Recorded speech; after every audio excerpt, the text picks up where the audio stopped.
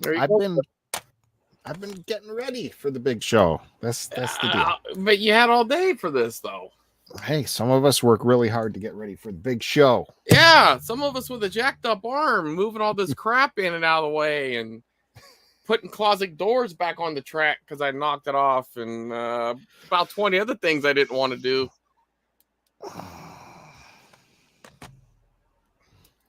You know, what can I say? You know how much two Nintendos weigh? If only we could follow Chris Roberts around for the day. That would be fun. Oh, dude, you would, yeah, maybe. All right, so what's up, buddy? How you been? Good. Yeah, I forgot how to do this. I was about to go on. I didn't have any of my lights on. I didn't have my camera plugged in. Didn't have the microphone plugged in. This has been a while since we've done this. Yeah, took a little vacation. I left the state, and I don't know what the hell you've been doing, but Weddings and graduations, and it's been a busy month. So yeah, YouTube's been on the back burner. But yeah, nothing compared to your life of adventure, visiting your good buddy Duke. yeah, that was a lot of fun. Took a little flight to Maryland, and we went to Too Many Games, which is pretty substantial size retro gaming convention. No, I've done that. I've been there. You been to Too Many Games? Yeah. Yeah, well, then you know. Yeah, it was too much. Too many games. Yeah, I mean, they set themselves up, though, with a name like that, because, people who go there a lot, they thought, I had friends who's been there, like, every year, and they thought there was less games. So, I don't know. To me, it seemed like a pretty substantial amount of games. That's really what the name of it should have been, a substantial amount of games. That'd have been a little more accurate. Yeah, I guess so. I don't know. If I had the opportunity to spend time with Duke and his family, I wouldn't even want to go to a game show. I just want to get as much Duke time on me as possible. Yeah, no, that's it was what good. A real friend would do. That's what a real friend did do. That's why I stayed extra days. I heard you ditched him, and he broke your arm for it. He went after you with a club or something, broke your arm. No, Duke, he decided to call it a night early, and I probably should have followed suit. And yeah. But it is what it is. I mean, the short end of it, I tripped and fell. There's a little more to it than that, but that was the end result, and went down pretty hard. Thankfully, nothing broke. The guy I was with, he's such a cool dude because, he comes off as kind of like a rowdy kind of guy. And when I went down, like I would suspect if I was with you and I tripped, you would probably laugh. That would probably be your first instinct, is to laugh. Yeah. Right. Yeah. And make jokes instead of like actually checking on your friend. He took it to the next level. He got very specific about his inquiry. He asked me, is your teeth okay? That was his first question. Are your teeth okay? I'm like, I think so. I maybe start checking. I was like, yeah, they're good. My arm hurts, and my legs hurt, and probably my jaw, because I must have clenched really hard because my jaw hurts. And oh man, all the things hurt when I got up. Well, yeah, you get to a certain age, falling is not no light matter anymore.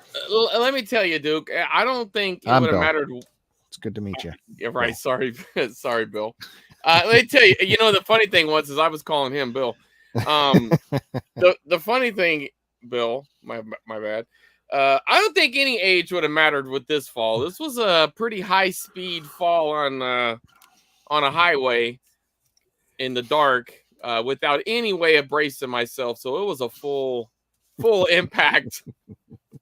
There was no bracing going on. Because not the first thing, but one of the things I did when I got into the light, I assumed that my palms would be cut up, right? Because, you put your hands down to brace yourself. Yeah.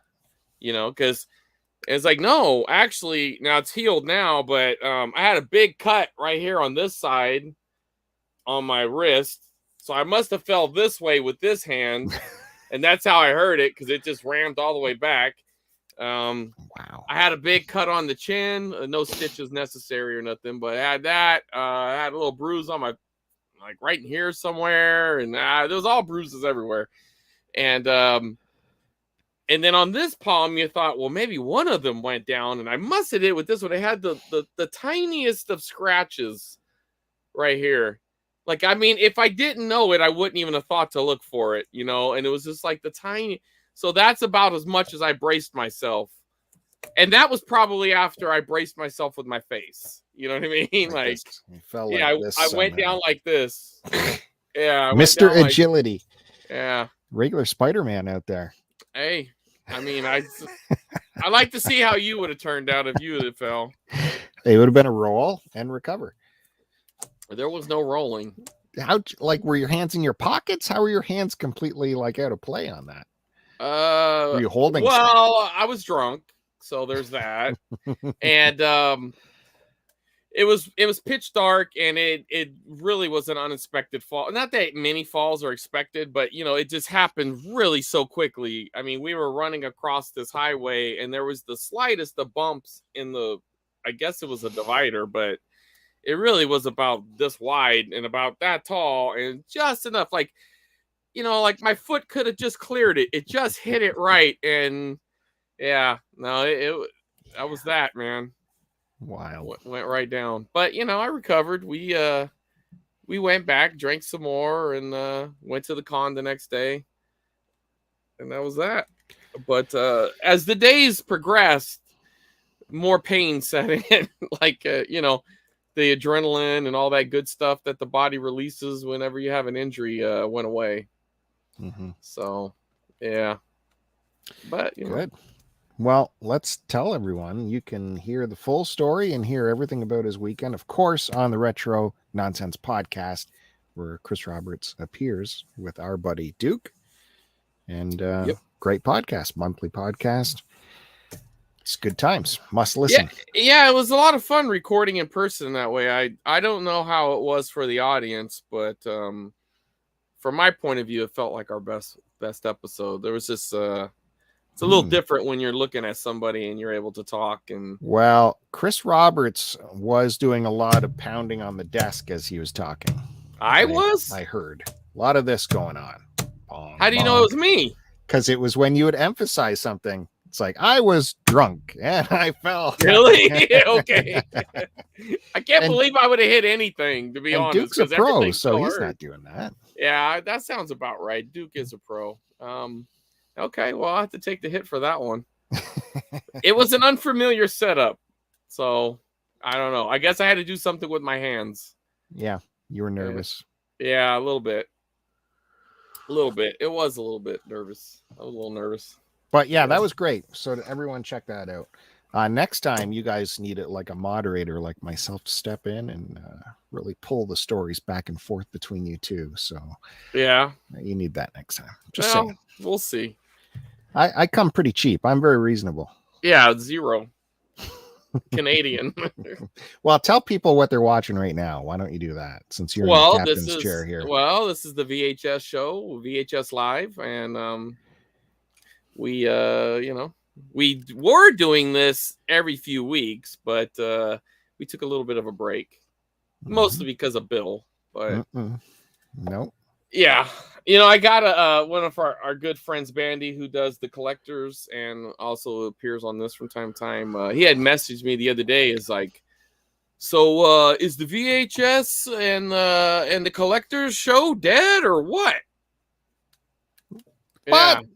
Yeah, so he was a little concerned. Come on, Matt.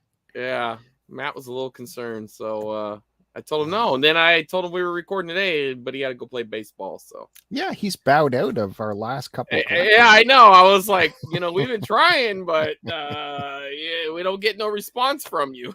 So No, we'll get that train back on the tracks and get some more records out. Of course, Chris is talking about The Collectors, which appears on the Start to Continue YouTube channel, our sister site. And that's where we talk about all new stuff in the collection. And man, I got a lot of stuff to show there too. I can't wait for that next episode. I do too. I have a pretty good supply of stuff that needs to be shown. So good. I hope you make it.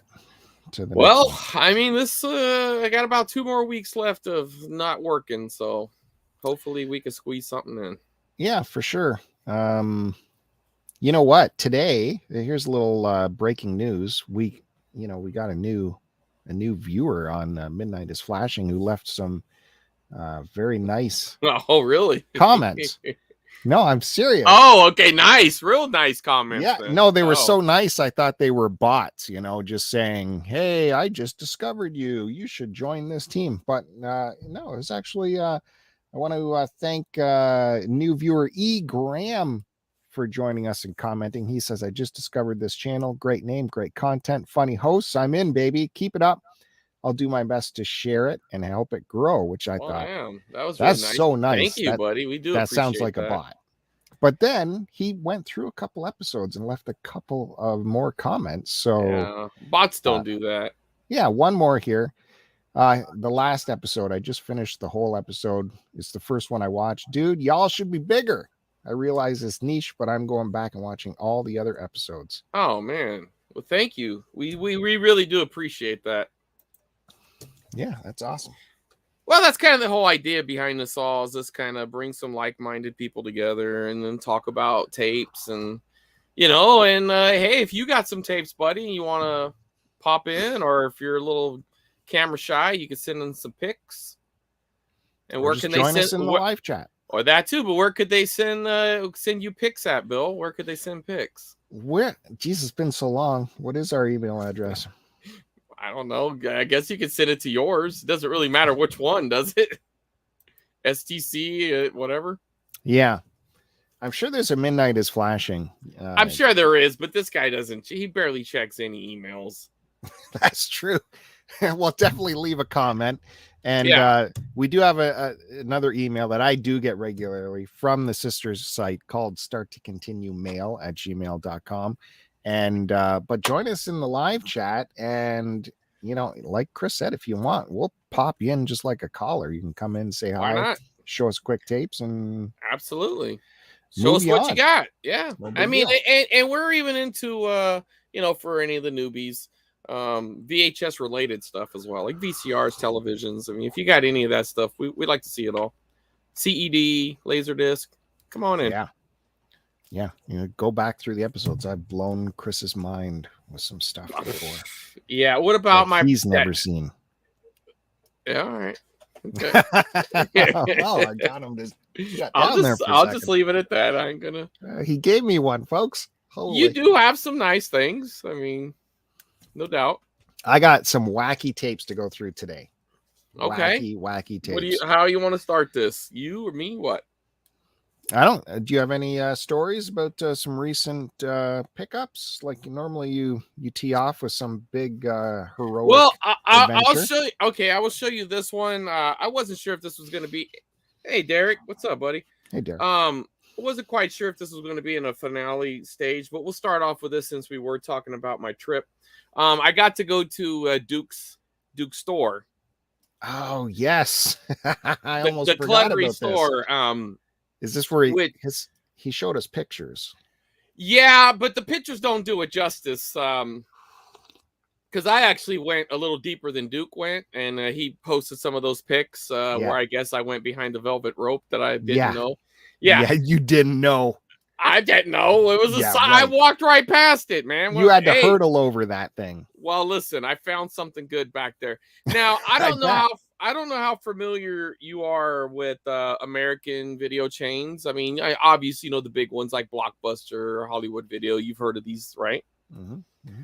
All right. Well, I guess at one point, even though they never made it to the West Coast that I know of, but there was a big East Coast video store called Errol's. EROLS. I guess that's how you pronounce that. Errol's. Okay. I've never heard of it before, but after finding what I found, I looked them up, and at one time they were considered the second largest video chain in America, even though they were only in 6 states, but I guess they had like 84 locations or 100 and something locations, something like that. There was a time they were like this close to being, in Blockbuster's league, I guess, but whatever. They decided to stay more regional. But if you're on that side of the continent, you know about this. I never heard of it before, but I know things that I like. And when I see something that looks interesting to me, I get it. So, this is a standard VHS case, right? And, like movie case, this would be maybe like a standard rental case about this size, right? Well, look at this. So, this is actually a horror movie I've been wanting to get called Lady in White. And I don't know a lot about it, but it's been recommended to me enough times where I knew I wanted to see it. I think it's a ghost. Yeah, it is a ghost movie. But anyways, here's their little deal. That's the name of their business. Like I said, I've never heard of it before. But I'm assuming these must have been on the shelf and you just grabbed them. But the interesting thing is, like, look at their tops. So, like, you don't open it. Yeah. It's just the top is this little convertible deal. And you just pop the tape out. And it's got, like, this little styrofoam in there. Weird. And I will admit, I actually paid up because Duke's guy is kind of a prick, to be honest. No offense, Duke's guy. But he's a little pricey. Considering that... No. Saw the section you were in, as in his personal area. Well, I will say the guy was aware of one of the items I brought to the counter. His first reply was, I thought this was in the back. And I was like, yeah, I was. Anyway, how much you want for it? I ended up not getting the one thing he wanted because he's really overpriced at all of his things. I mean, in all honesty, like this guy, now granted, albeit for me to tell a man how to run his business, but when you got piles and piles and piles and piles and piles of crap everywhere and very little tiny walkways, you would think you'd be happy for someone to buy anything. You know what I'm saying? Like, in all honesty, like, you know how I like to get like the home recordings and look for commercials and stuff. Well, this guy's semi-wise to it. The Duke asked about a tape and he tells him $20. And he's like, I mean, how do I even know what's on it? Do you know what's on it? The guy's like, no. So it's like, oh, so what now? Like, the guy's ridiculous. But he actually wanted $20 for this. Now, the regular version of it in non-rental form, that's about what it goes for, about $16, $17. I ended up bundling this with something else, so I just ended up getting them both for $22. I got a cassette that was kind of an uncommon cassette, which I'll show on a different show, but that one went for about $15, $16, and he looked it up right in front of me, so he kind of was like, after he already told me $2, then he looked it up, and he's like, once I was trying to bundle, because he wanted 20 for this and 2 for the other thing, and I was just like, so can I just give you 20? And then he looks it up, and he's like, oh, this thing goes for like $17. I was like, well, if you want to keep it, go ahead. He goes, well, no, I'll stick to my word. And I'm like, it really ain't that big of a deal, dude. Just go ahead and keep it. I really rather just get this cheaper. But so I actually paid up a little bit for this, but I thought just kind of the history of it. And, I'm into stuff like this. And I don't know how this is coming off, but it really is like some good quality. So like this part is like just this must be the border. And then they print out the stickers and they'll stick it right in the middle. So I'm assuming every title they had this stick. They would print out a sticker for it. They must have Xerox or photocopied the cases and turned them into stickers. And I thought that was kind of clever. And then they even took like the top label and made that into a sticker. So that's me right there. Well, I mean, listen, I'm a tall dude, man. Like that, if you go perspective, that's probably like 2 feet. So yeah, he didn't see that sign. Yeah, and if you see sign. Where I'm looking, there's a room there. And I'm pretty sure I wasn't supposed to go in that room either, and I went in there. About where I was standing, though, is actually where I found this tape. So I am glad I went back there because I am pretty happy with this. It's a cool little collector's piece that I was thrilled to add to my collection. And I'm glad it was kind of like a premium kind of movie that I was looking for, as opposed to, like, I don't know, something I wouldn't have cared about. Mm-hmm. Still Magnolias or something, and it'd been like, who cares? But I tried that move just last week. I went on a little thrifters trip to a town near me, and it was at a Salvation Army, and all the tapes and stuff are on the back wall where the door is leading to their sort area. Uh-huh. So as I'm looking through the tapes, I just keep peeking in through the door, see what's in the back there. Keep looking. Yeah. I could swear I see the corner of a Nintendo, an original NES, way back there up on a shelf. And beside that, a tub. And it had some wires hanging out. And maybe, I'm not 100% sure, but maybe some cartridges. And so I got the attention of the girl back there, the lady. And I said, I'm sorry to bother you. I don't, not trying to pressure or anything, but this stuff back here, is this like online? Is it like an online thing that's, that stuff is sorted for? No, it just needs to be gone through. And I'm like, yeah, because I see something back there. Is there any way I can like maybe just, because, I'm here to buy if there's something back there? She's like, no, I can't. We can't do that. Totally. We can't let you back there. It needs to be sorted and tested and all that. I'm like, oh, that's too bad because I'm not from this town. But, she's like, what are you looking at? I'm like, well, I think I see a Nintendo way back there. And she's like, oh, yeah. We can't let you take a look at that. It needs to be tested still.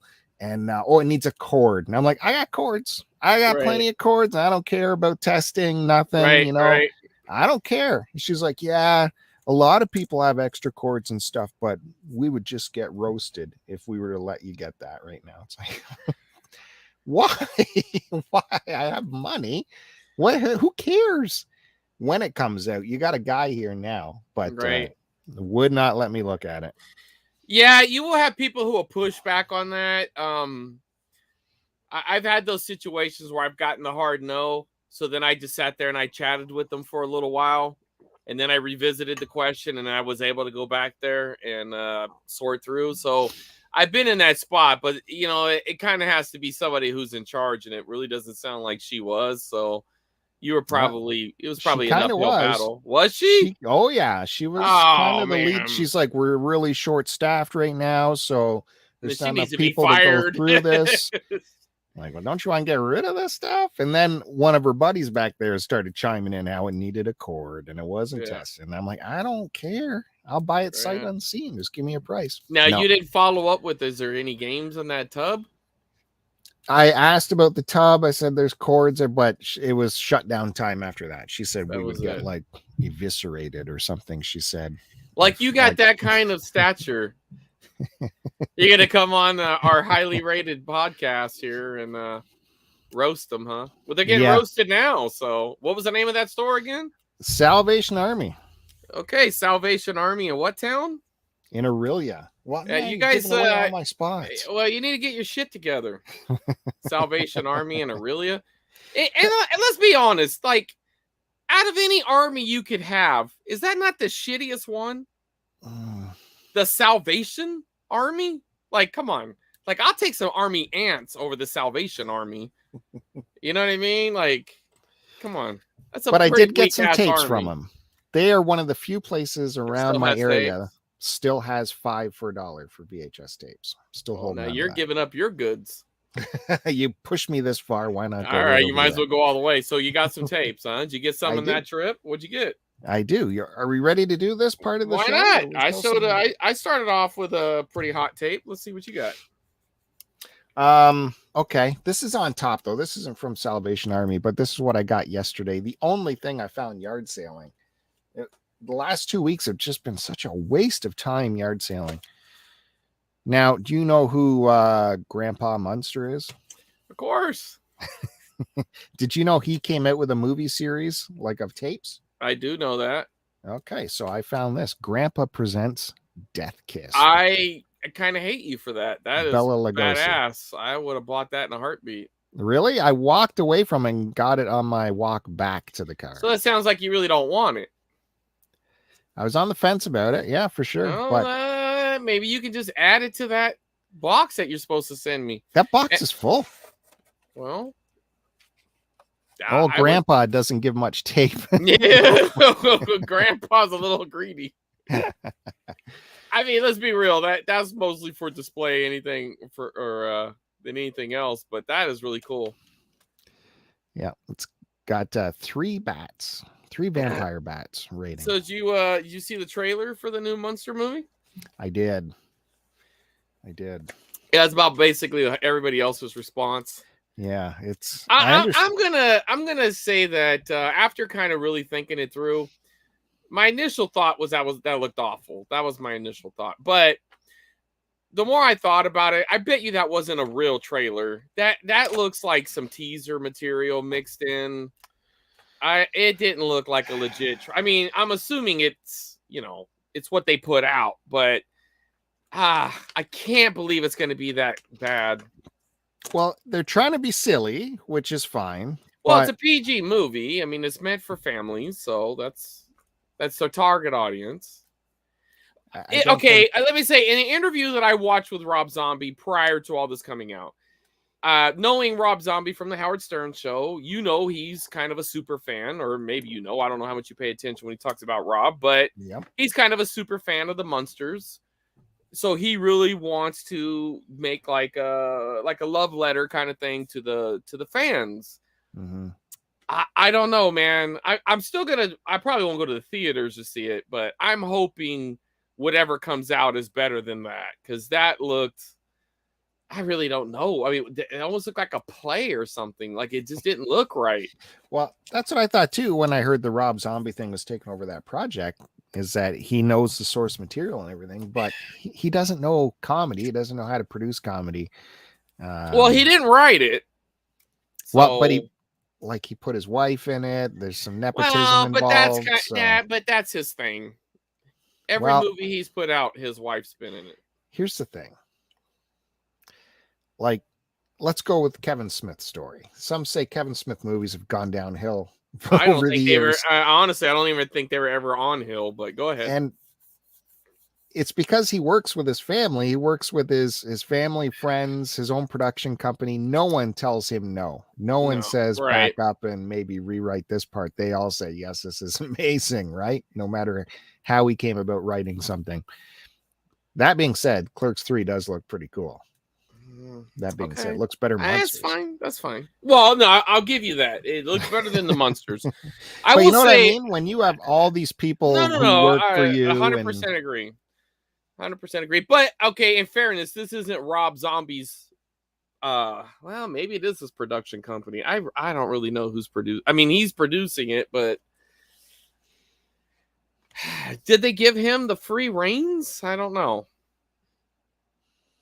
I mean, this is a big property. Like, it's not mega property, but it's a recognizable property that they could turn into a franchise if it works out. But Stern couldn't crack it. He had a chance at cracking it. He couldn't do it. Yeah, but when the hell does Howard ever put out anything? Yeah. With his 4-month vacation. I mean, but that was going to be his big thing, was to do Monsters. He was really going to. Yeah, but I mean, what is it? What did he ever put out?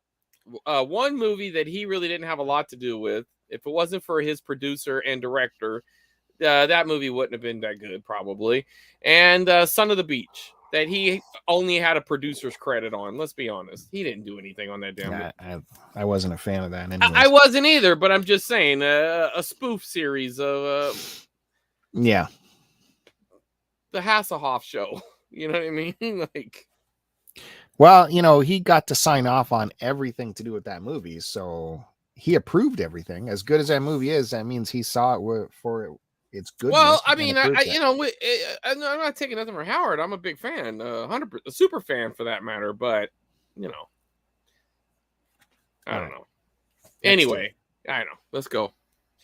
That is a very cool tape, though, Bill.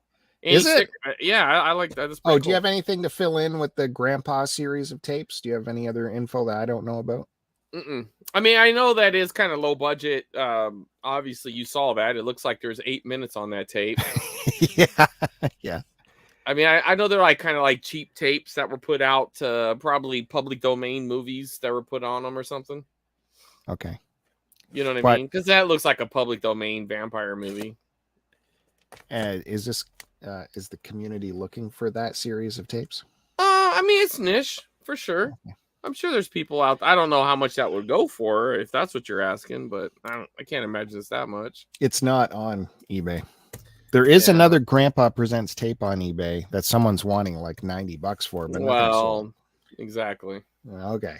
So, but I mean, in all honesty, this would be the time to probably get your $90 when the movie comes out. You're the probably the hottest it's going to be in a long time.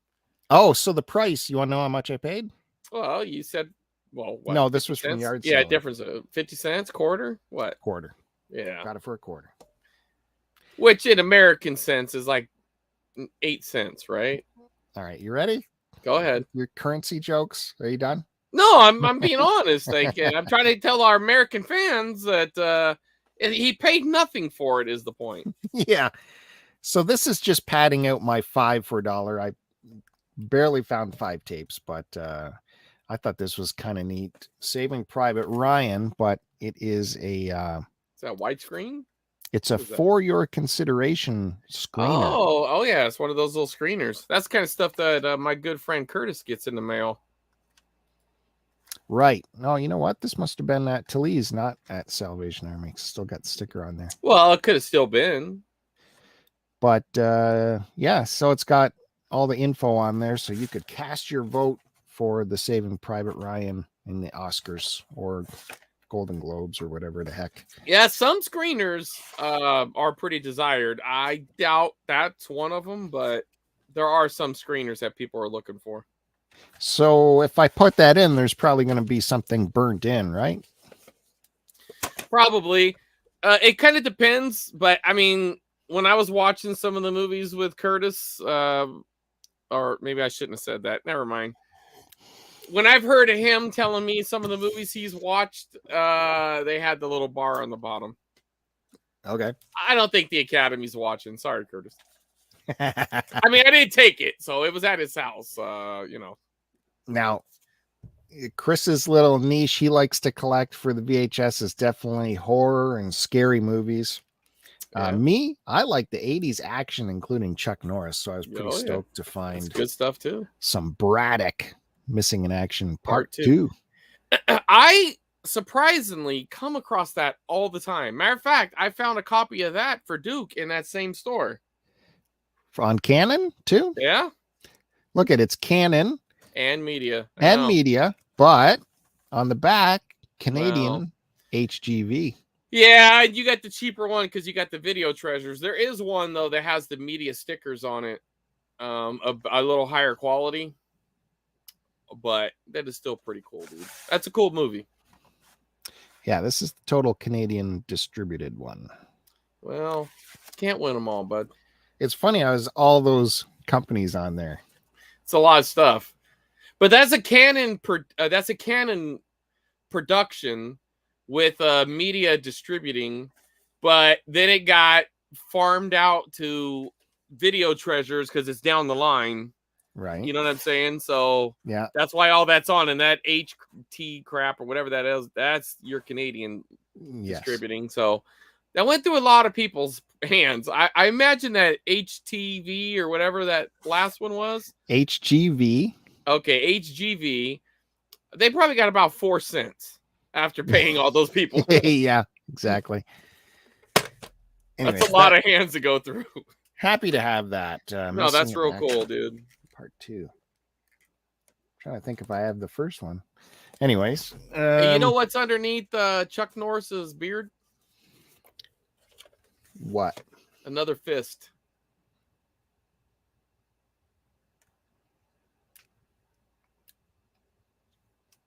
Go ahead. Okay. Again, this was filling out my 5. Just because I've never seen this before. The lineup of cast looks pretty interesting to me. Peter Weller and Sam Elliott. Sam Elliott. That is cool. Back with his Roadhouse hair there, I think. Sam Elliott. Yeah, that's probably right off of The Mask. Shakedown. So would you have gotten that cut line? Whatever Oh, you yeah. do, don't call the No, cops. no, I wouldn't. I wouldn't have gotten that. There's no chance. Zero chance I would have got that one. I've never even heard of that movie, but that's a cool cast, though. It's a cool tape. There's the tape. Yeah. Legit MCA. That's good. And by George A. Romero, he did the Stephen King book, The Dark Half. Wow. That was him chasing that money. Didn't quite hit with that one, though, did he? I guess not. I'm trying to think, like, was this just a TV, The Dark Half? Was this a TV movie? It might have been. I don't know. That's one of those King movies I'm not familiar with, but Well, I remember the book. The book was awesome, but yeah, I don't never remember read the movie. book, but I don't remember the movie at all. I would have grabbed that. That looks cool. It's probably terrible. Yeah. It's a cool logo. Yeah, a little Orion. Where am I at here? How many have I done? Okay, doesn't 2 matter. more Keep from the going. Salvation Army. I love this movie. I love my Rodney. We're taking all the fun out of life and putting it into a movie. Is that the Easy Money or what is that? Yeah. Yeah. I've never seen this cover for this movie either. No, I haven't either. I was looking for mine when I was about to guess. I just saw it. I don't know where it's at though. But mine's in one of the Thorn videos. So it'd be like a white case like this. Oh yeah. Yeah, the one I got. The Easy Money. It's weird images they choose to sell this. Again, it's the Canadian. Well, HTV. that makes sense though. The Rodney looks like a cake's about to fall on him or something. The dancing at the No, reception? the front. Is that Joe Pesci? Yeah, that's Joe Pesci's his buddy. Well, in this movie. that's probably why they want to get Rodney and Pesci on the cover. That makes sense. That was they probably re-released that after Goodfellas, or maybe after My Cousin Vinny or something. That's probably a re-release. Yeah, I actually have an original poster of this movie.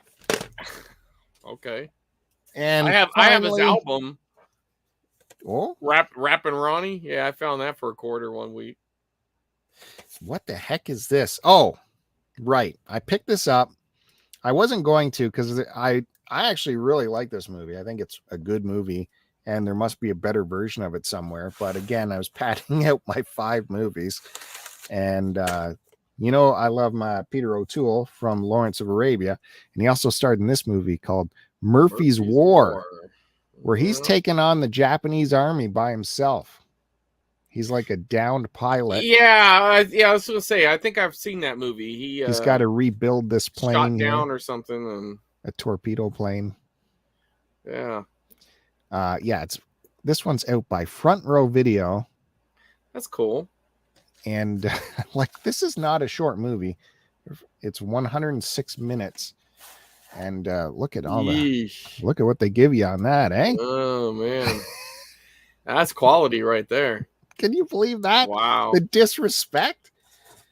And this is a good movie. It is a quality. I mean, movie. It's almost 2 hours, and you get like 4 turns of that reel, and the movie's over. Man. So yeah, I saw this like on PBS years ago, and I thought it was just great. And I've never seen like a real Blu-ray or DVD or anything, but there must be one out there. Yeah, maybe. It could be something that's out of print. And finally, I'll end my little turn with this. I do have a lot of this Star Trek stuff, but this was the 25th anniversary special. This would have came with that box set where all the spines line up, I guess. This would have been a pack-in with it. That's cool. And I don't have it yet. So this is hosted by Shatner and Nimoy, apparently. And they reminisce about Star Trek and where it's going and where it's been. I'm going to guess if Shatner's on it, then Shatner and Nimoy are both on it. They're not together, though. Host William Shatner and Leonard Nimoy join original cast members and next-gen performers in a fun, informative 25th anniversary tribute crammed with insider info. Shatner must have been going through a divorce or something, right? Well, Because They don't like to they don't like to do things together though, right? I mean, no, Shatner and Nimoy, no, they were good buddies. were they? Yeah, It yeah. feels like they didn't do things together. That's why they were in different movies. Right? When Shatner came, it doesn't matter. Go ahead. Whatever. Yeah, it feels like I thought I heard there was a beef, but I mean I'm wrong. Yeah, I'll defer to you. No, I think they were pretty good buddies, and yeah. So that was leading up to Star Trek VI: The Undiscovered Country, which they were trying to get done in time for the 25th anniversary, and Roddenberry died like 2 days after the premiere. Yeah, but that's one of the crappy ones, though, right? No, I like Undiscovered Country. I thought the. Oh yeah, okay. The even ones are the good ones, right? Yeah, yeah. Yeah, that's right. Even ones are good. So that was some of the stuff I picked up. We still got more wackier tapes to get through, and if there's time, I'm proposing live on this broadcast right now that I introduced a brand new segment. If there's time, and that is because tapes are coming in. Tapes Bill is getting rid of. What's he get rid of? Oh man, that's kind of interesting. That is interesting. We'll have to see. This was something. This isn't a big deal, but it was kind of cool. A friend gave me this. I'd never seen this commercial, but I'm very familiar with the video game. You ever watch the Bucky O'Hare cartoon? No. Yeah, I've heard people talk about it, but I've never seen. I don't know if it's a thing that never came to Canada, but I've seen some clips, but I never seen the game. I mean the movie. But I have seen some clips of it, so I got an episode, The Toad Menace. So I don't know. At some point, I guess maybe I'll watch that. I doubt it. There is a friend of mine, and I owe him. And I've been lagging. I gotta make him a tape, but he sells. He takes wrestling tapes. Like various. He tries to theme them up, right? So he releases a Halloween tape. So he'll find wrestling matches that might have a Halloween theme to them to some degree. And then he also adds in kind of commercials from that time of year. And he makes mixtapes, but he puts a lot of effort into it. Like his whole goal is to make it look bootleg. So like he draws this himself. Wow. I believe. And what he'll do is he'll go to thrift stores and buy a bunch of Disney movies because he kind of keeps it all uniform and releases them in these clamshells. And then, like he'll, to stay in the spirit of bootlegging, he tapes the label on there. Mm-hmm. His name is Power Dad 5000. But I guess he collaborated with this guy. So that guy might have done some of the art. I'm not quite sure about all that. But so that was something I got off him a while back. And he had mentioned that he had got some home recordings, and he got the very first Clash of the Champions, which was Crockett era NWA, pre-WCW, over-the-air pay-per-view. It wasn't like you didn't have to pay for it, but they were giving you kind of like a free premium event, which at that time in wrestling, they didn't do that. If you wanted to see big matches, you had to go. They didn't put big matches on TV. You only saw what's called like enhancement matches or jobber matches. So it was kind of a big deal. And I remember watching this event as a kid, and it has all the commercials. And so he turned it into a little tape. And again, staying with like the bootleg vibe and everything.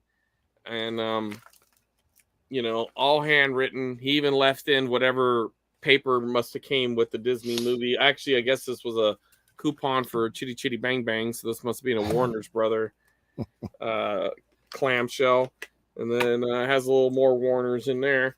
So it's just pretty neat. So I owe him a tape, Power Dad. If you're watching, I will start it tonight, and I'm so sorry I've been lagging. I've been injured, man. I got to drag these VCRs out of the garage, and I got to set up. I got to get a dub station set up. And like, I don't know, man, it doesn't sound like a lot, but I got to dig a lot of things out. And yeah, there's a lot on your plate, a lot of stuff backing up.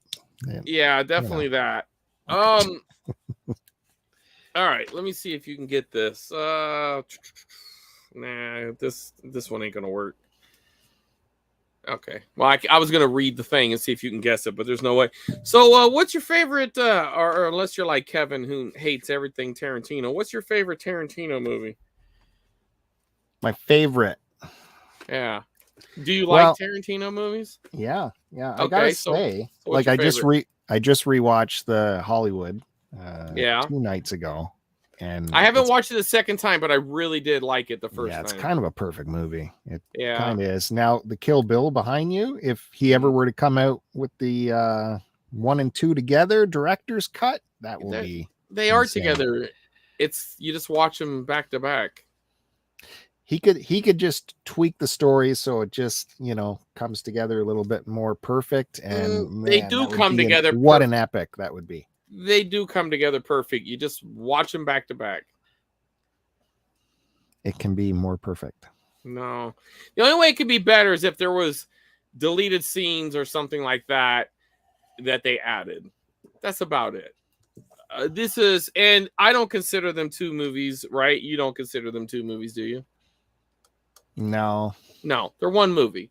And even Tarantino has come out and said, because they were supposed to be released as 1 movie. Yeah, I know.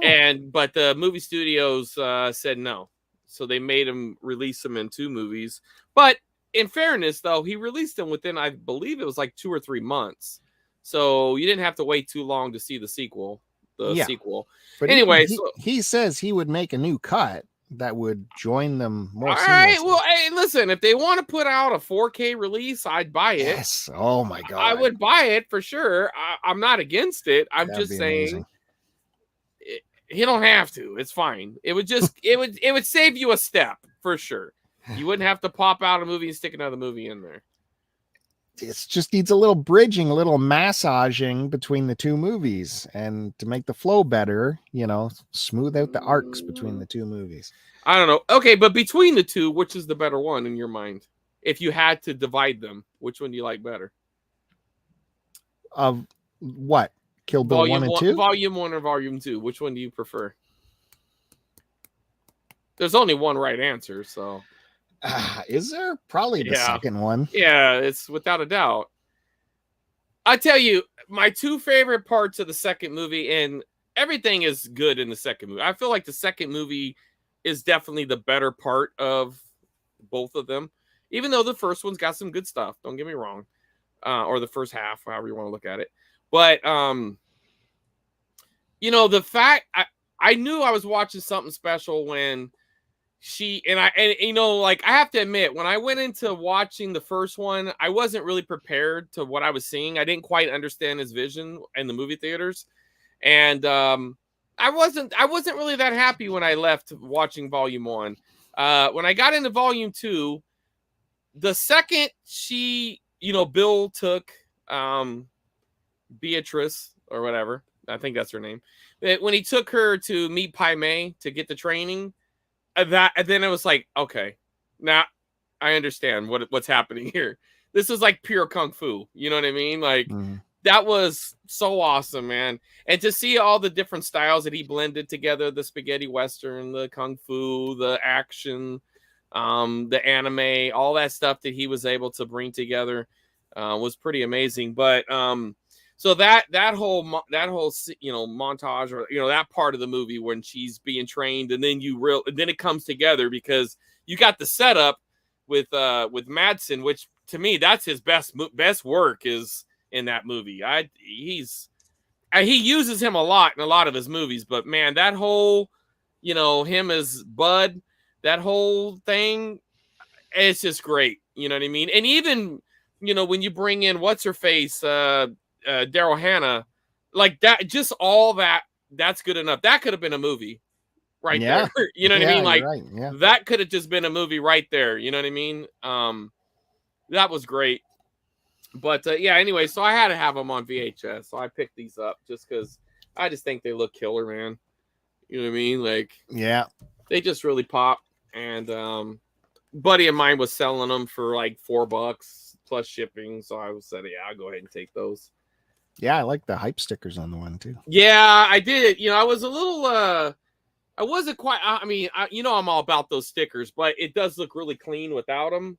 But I am, the more I see it, the more I like them. You know what I mean? Because you got the action, you got the 7 days or 7 nights, new release. Got a little bit of a crease in there, but that's okay. Yeah, this is easily his best movie. Well, that Hollywood is like perfect. I have to see it again. Kind of perfect. Well, I have to see it again. I can't. There's so many times I can't base it on one viewing, though. You know what I mean? You think he's gonna draw you down like some common trope where oh, they're gonna make fun of her and she's gonna feel bad, and that's gonna make the audience feel empathetic, and then he doesn't do any of it. He always like teases you, we're going the easy route, and then he doesn't. He goes another way. It's just and I always like the fact that he's able to pull in. I don't want to call them has-beens, but this isn't peak Brad Pitt, right? You know what I mean? Whenever peak was, this isn't it. But you take, you get these guys like Brad Pitt and De Niro, and these guys who, I'm not saying they're past their prime, but they're not at their pinnacle at the moment. And he sticks them in these movies, and I don't know what he does to get them in them, because like Jackie Brown, how much could he have got paid to be in that? You know what I mean? De Niro. I mean, I don't know, but he finds the right guy for the right part, man. Mm-hmm. And I mean, even like DiCaprio in that Django Unchained. You know what I mean? Like that was pretty awesome to get him to play that role. Even like I don't know, and Jamie Foxx, and you get these guys in these movies, and I'm always amazed with who ends up in his. I guess at this point it's trendy, right? But considering what he did for Travolta was a has-been, and maybe even Bruce Willis at that point, right? I mean, Willis wasn't setting the world on fire when Pulp Fiction came out. Yeah, well, DiCaprio in Hollywood, like, is his best performance. Oh yeah, gotta be his best. Oh, and I'm a big DiCaprio fan, so I never thought much of him until this movie. No, I always liked him. I like him in that one gangster flick he did with Jack Nicholson. I can't think of the name of it, but the Irish flick. I like that. Yeah. And hell, whatever. He had good roles for sure, but to me, he always had this baby face, never fit in right. But man, he's aged perfectly into that Hollywood role. Rick Dalton. Yeah, no, it's really good. Nails it. All right, so here's I was gonna say that Kill Bill VHS.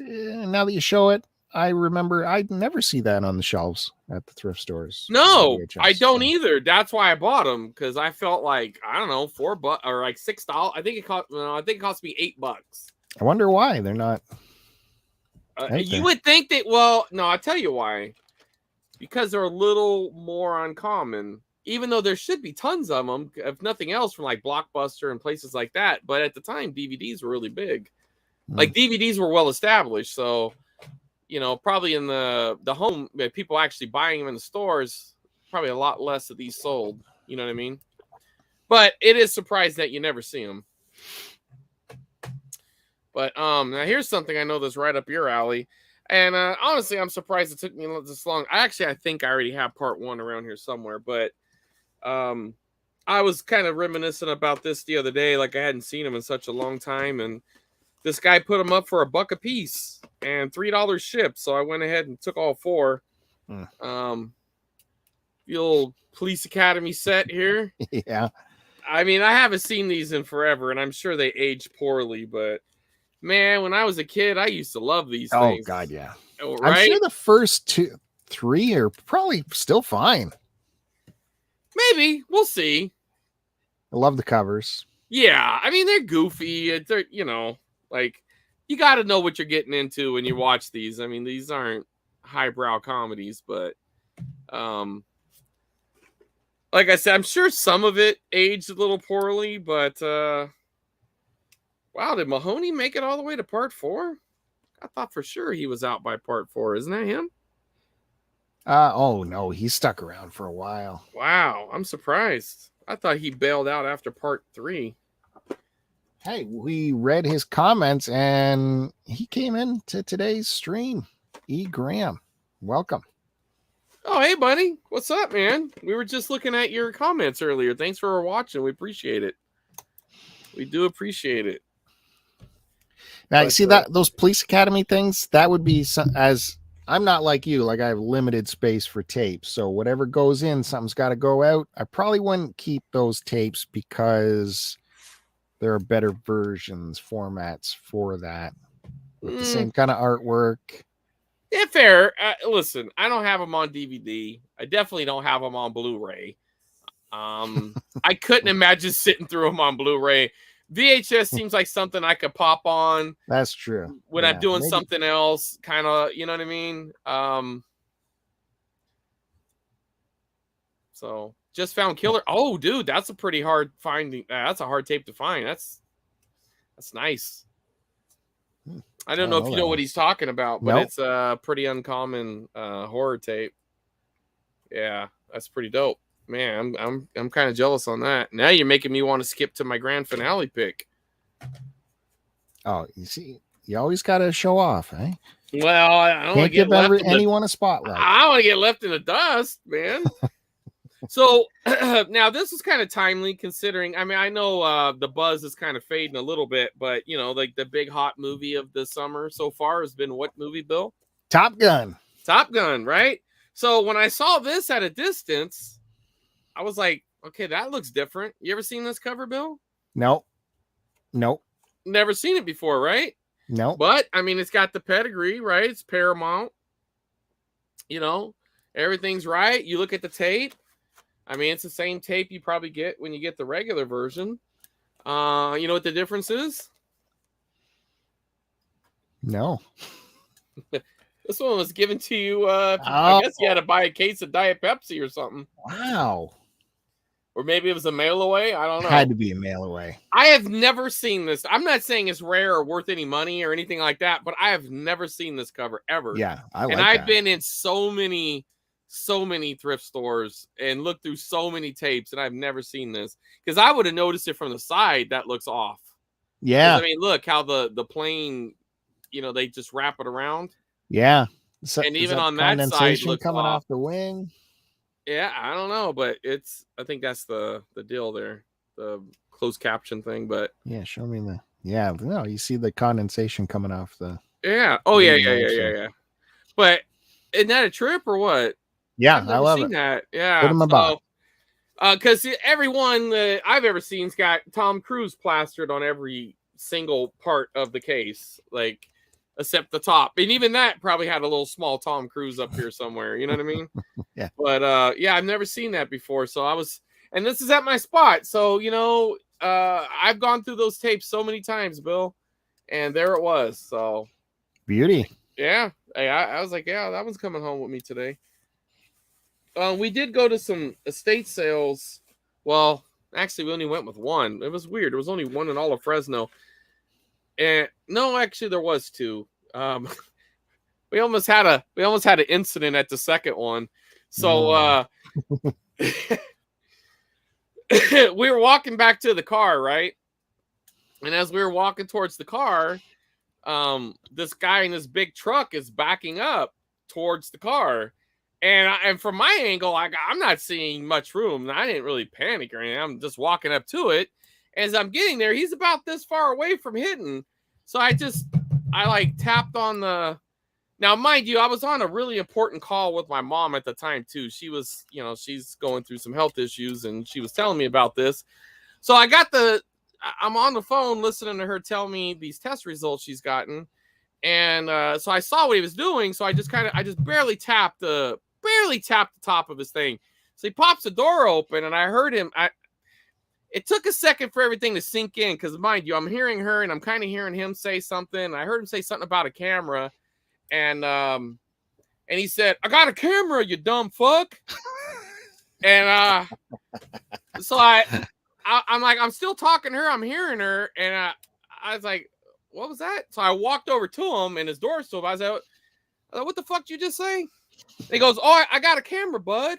You know, like all of a sudden I became a bud. And I'm looking at him, and I was like, "Man, dude, My arm wasn't hurt. I mean, I would have probably still grabbed him out of that. I don't know, Bill. I wouldn't have took that kind. My daughter was. I mean, none of them even. Well, Shannon heard a little bit of it, but she laughed. She's like, "Boy, he changed his tune real quick when you walked in." I was like, well, I mean, it's like a kid. He was like 20 years old, 23 or something. I don't know how old he was, but he was about to get his. If nothing else, I was going to slap the piss out of him, but he got a pass that day, Bill. But anyway. At that estate sale or the one before that, I've never seen this. I know of it, but I've never seen it. You ever seen Going South? Yeah, I love that movie. Yeah, I've never seen it, but I was looking at it, and the back kind of talked me into it. So I didn't realize this was like a comedy. And killer cast too. Yeah. So Christopher Lloyd, right? He's in that. I think so. It definitely isn't that the same chick, Christopher Lloyd's girlfriend? That's Mary Steenburgen. That's her very first role is in this movie alongside Jack Nicholson. I think he directs it too. Yeah, I think he does too. John Belushi's in it. Right. Made his film debut even. Yeah, it did say that this was her first movie. So yeah. I thought, why not? I mean, it was I think a quarter or something. There wasn't really much. And like I said, I've never seen it before. It's been one of those ones I've wanted to see, but just, Yeah. I think it's on Amazon Prime if you want to see it in HD. Yeah, I might just do that. But it's still, I don't know, that's kind of a cool cover. It is. Like, I thought, why not? The price was right, and, Damn right. Good pick. Yeah. I'll show a couple more, and then we'll tag back. I'll show these right here. So, I'm trying to, well, I'm not necessarily trying to go out of my way, but I got all the various Star Wars releases. And I'm not sure I have I think I do, but I don't see them on the shelf.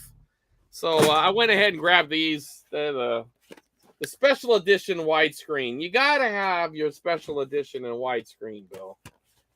Okay, so be 3 more that'll get thrown on the shelf that I'll never watch. But they're all there.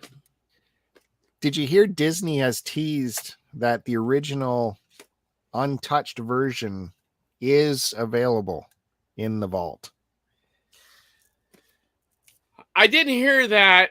I do remember, though, when the sale went, the big rumor was that he sold everything but the original version. And I could not believe that Disney would not let that happen. Crazy. I could not believe that Disney would, because that just seems like something they would have been like, do you want the $2 billion or not? You know what I mean? Like, well, Disney's putting out a documentary on ILM, and in the teaser they showed a clip of the unadulterated Death Star explosion. So that means they got footage. They got it. Well, listen here, man. If they truly want some goodwill from the old timers, you know what I mean? They will release that, because it seems like they can't make anybody happy with anything they put out, even though I've thoroughly enjoyed The Mandalorian. I liked Boba Fett, and I even liked Obi-Wan. I guess I'm easy to please. I don't know what to tell you, Bill. What, you like to have fun? You like to be entertained? I don't know. Call me crazy. I didn't nitpick it. I didn't care that there was a little tiny Princess Leia. That didn't bother me. What? I know. Imagine that. I thought that girl was a brilliant actress too. I wish I could act like that. I'd go to Hollywood right now. Yeah. Am I wrong? Like, you don't like putting on a comfortable old house coat and getting all cozy with it? I don't know, man. Everybody is just so angry about everything. They want to nitpick everything they could possibly nitpick. I don't know, man.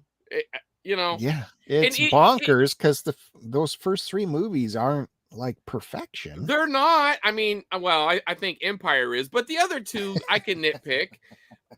I'm being real. Like, I truly believe, but the Empire I really feel is flawless. But they're doing shit now on screen that visually we've never seen such detail, like the reflections of the lightsabers and on Vader's mask, that you didn't get that kind of detail before. And what did I was looking at one of the complaints, Bill. It was like, we had to wait for all this stuff to see them fight. Well, what did you think was going to happen? that Obi-Wan and Darth Vader was going to fight for 6 episodes? Like, how did they plan that? How did they really envision that happening? Yeah. And then, like, another complaint that the one that played, I don't know the actress's name, but the lady who played the sixth sister or whatever. Yeah. Oh, she got shit. Oh, she's supposed to be blue or something. It's like, what? That chick was awesome. Yeah. I mean, am I wrong? Was that not a killer villain? I mean, yeah, I know she, spoiler alert, maybe she didn't stay villainous the whole time, but I liked her. Yeah, no, well, yeah, she wasn't written very well. Her retribution was like, well, aren't you a mass murderer? You murdered children, and now we're supposed to care about you? Give me a break. I understand, but that's a writing issue, not an actor issue. No, I don't blame. She was fine. What I was trying to get at is I thought she was awesome. I thought her acting was good. I don't know. Well, maybe I'm easy to please. I think the only thing that took me out of Star Wars was Ice Cube Jr. just looking like a guy. You know what I mean? Like they couldn't have like messed him up a little bit. Like he just looked like a guy. That would have been my only complaint. But that's just a nitpicking thing. Yeah.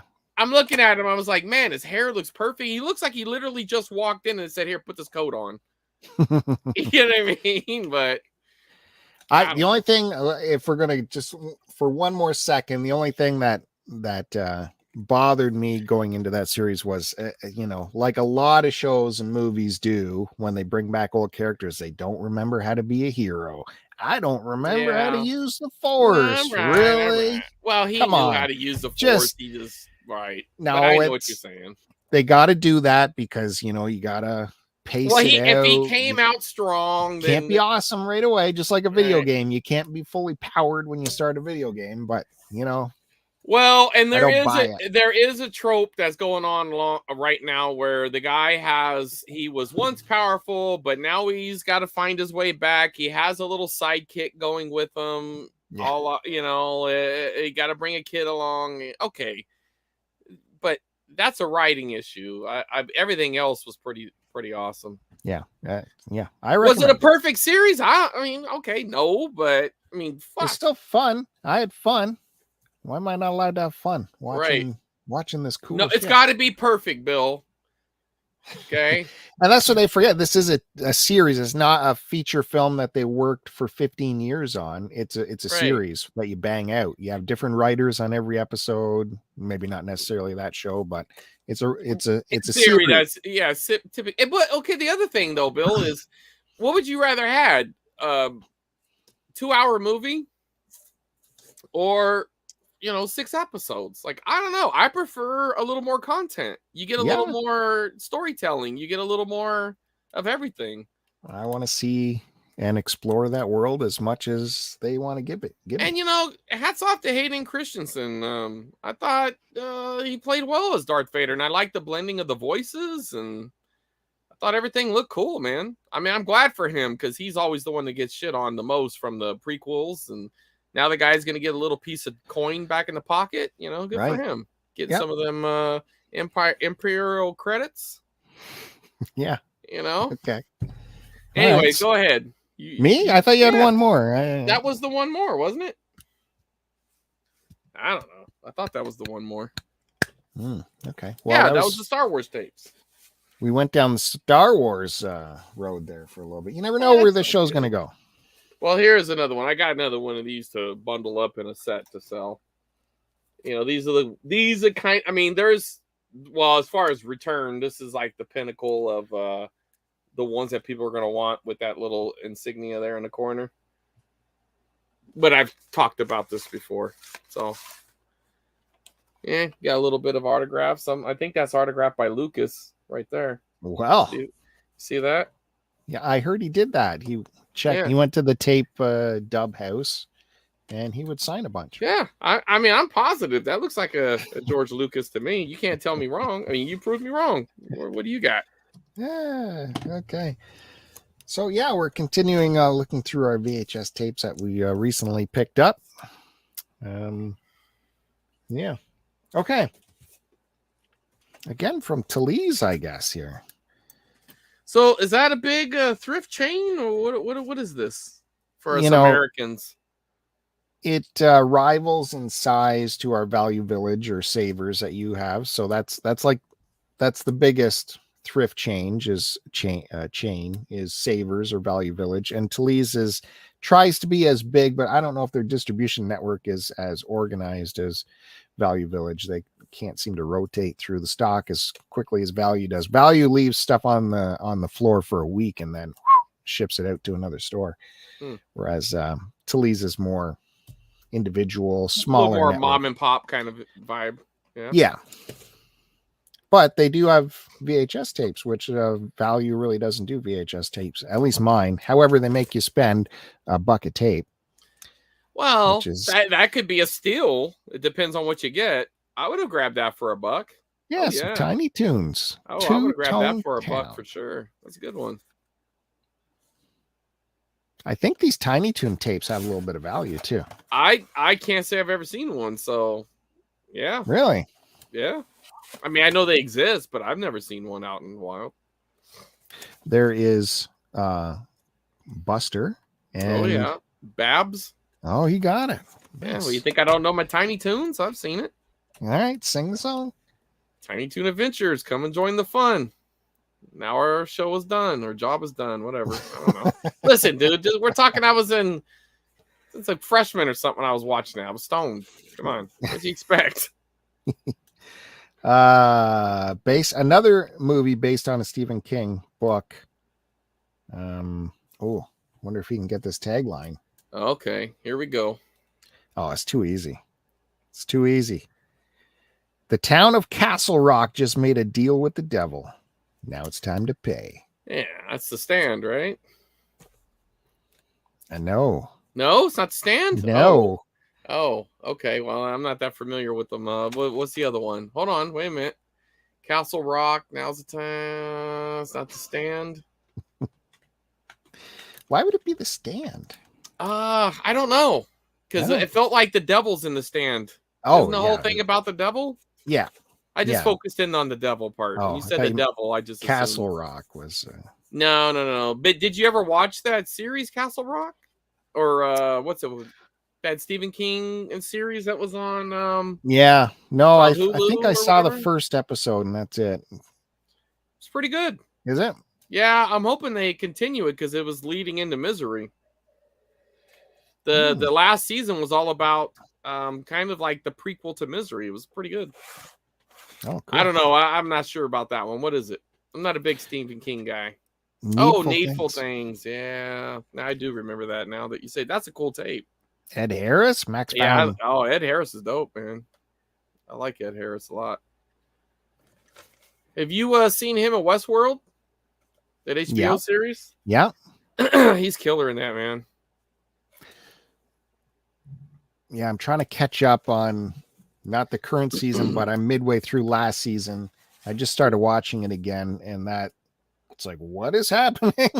I want to say that that season 1 finale, the reveal, that was one of the better reveals I've seen in a TV series. That was pretty good. Mm-hmm. Definitely go watch some recap stuff before you get back into Westworld. Yeah, no doubt. My only problem with that show is it's a tough watch. It's not like it's fun. There's no fun in it. Well, there's no jokes. No one's cracking a joke. If there is, they're very subtle. There is a few subtle ones, but this season got a little bit of humor with Bernard and this other guy he's teamed up with, but they're not knee slappers. It's you got to be focused, and you're it's tough. Yeah, I'm kind of curious where they're going with it because I'm not sure I kind of grasp the arc here. I feel like they're tying it back in though. This current season, at least at the episode that I'm in, they've hooked me back in. Okay. Yeah. So I'll keep at it. Hopefully. Yeah. This one they hooked me back in. I was pretty happy with this last couple episodes. What do we got here? Ooh, I think this must be from the Salvation Army too. A little bit of filling up the 5 for $1, but I liked it because it has a textured front to it here. Anaconda. Yeah. Look at that front. Uh-huh. I opened that live on our old show. Oh, of course. I remember that. Yeah. I did. I had a steel tape. I opened it up live. I kind of regret it now, but I didn't then. Some John Voight gets swallowed whole in this movie. Yeah. Right? That is a good creature feature. That's a solid creature feature horror movie. Yeah, I think so. You got to keep it in context of what it is. Compare it to Jaws. Compare it to, well, okay, not to Jaws, but let's say compare it to Piranha. Compare it to those kind of movies that has like a creature that's hunting the people as opposed to like a serial killer or something. Like it's good. It's solid. Okay. I'm not going to say much about the sequels because honestly, I've never seen them. I didn't even know there was sequels. Yeah, there's one called Anacondas with an S. Yeah. Geez, I don't know why I grabbed this one, but again, 5 for $1. So what the heck? You probably just had to fill it out. With James Spader and Marissa Tomei and our buddy Keanu Reeves in The Watcher. Oh, I would have probably checked that. I like that cast. I don't know about from that time frame, but I like the cast. Yeah. From Blockbuster, what's the no purchase necessary? I don't know, but it's got a little contest going on to obtain the free online entry. Guess there must have been some sort of contest. You're a little past due. It was 2001. Win $1 million. Well, we should look into that and see if someone actually won it. We can get a federal lawsuit. Doing anything to get people to watch this movie. I cannot believe that was worth putting out $1 million contest for. Yeah, it's from Universal. I was going to say, is this a Blockbuster thing? But it's Universal contest. Wow. For that? Wow. Like I can maybe see like Austin Powers or something would have made sense, but The Watcher?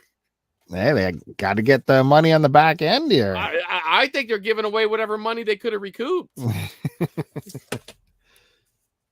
The Watcher. So you think I should keep that? I would give it a watch. Why not? Okay. No pun intended.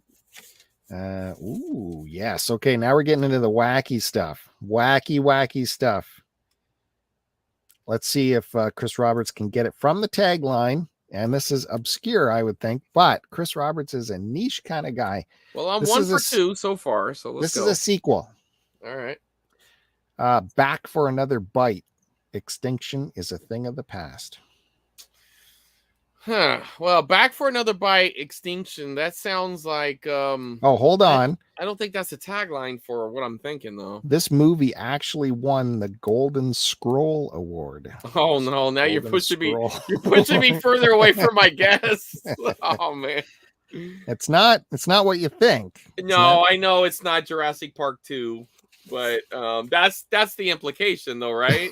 Yeah. I mean, that's the immediate thing that comes to mind. Well, the one of the critics said, put Aliens and Jurassic Park in a blender, and this is what you get. Oh God. And it's a sequel, like I said. What year is it from?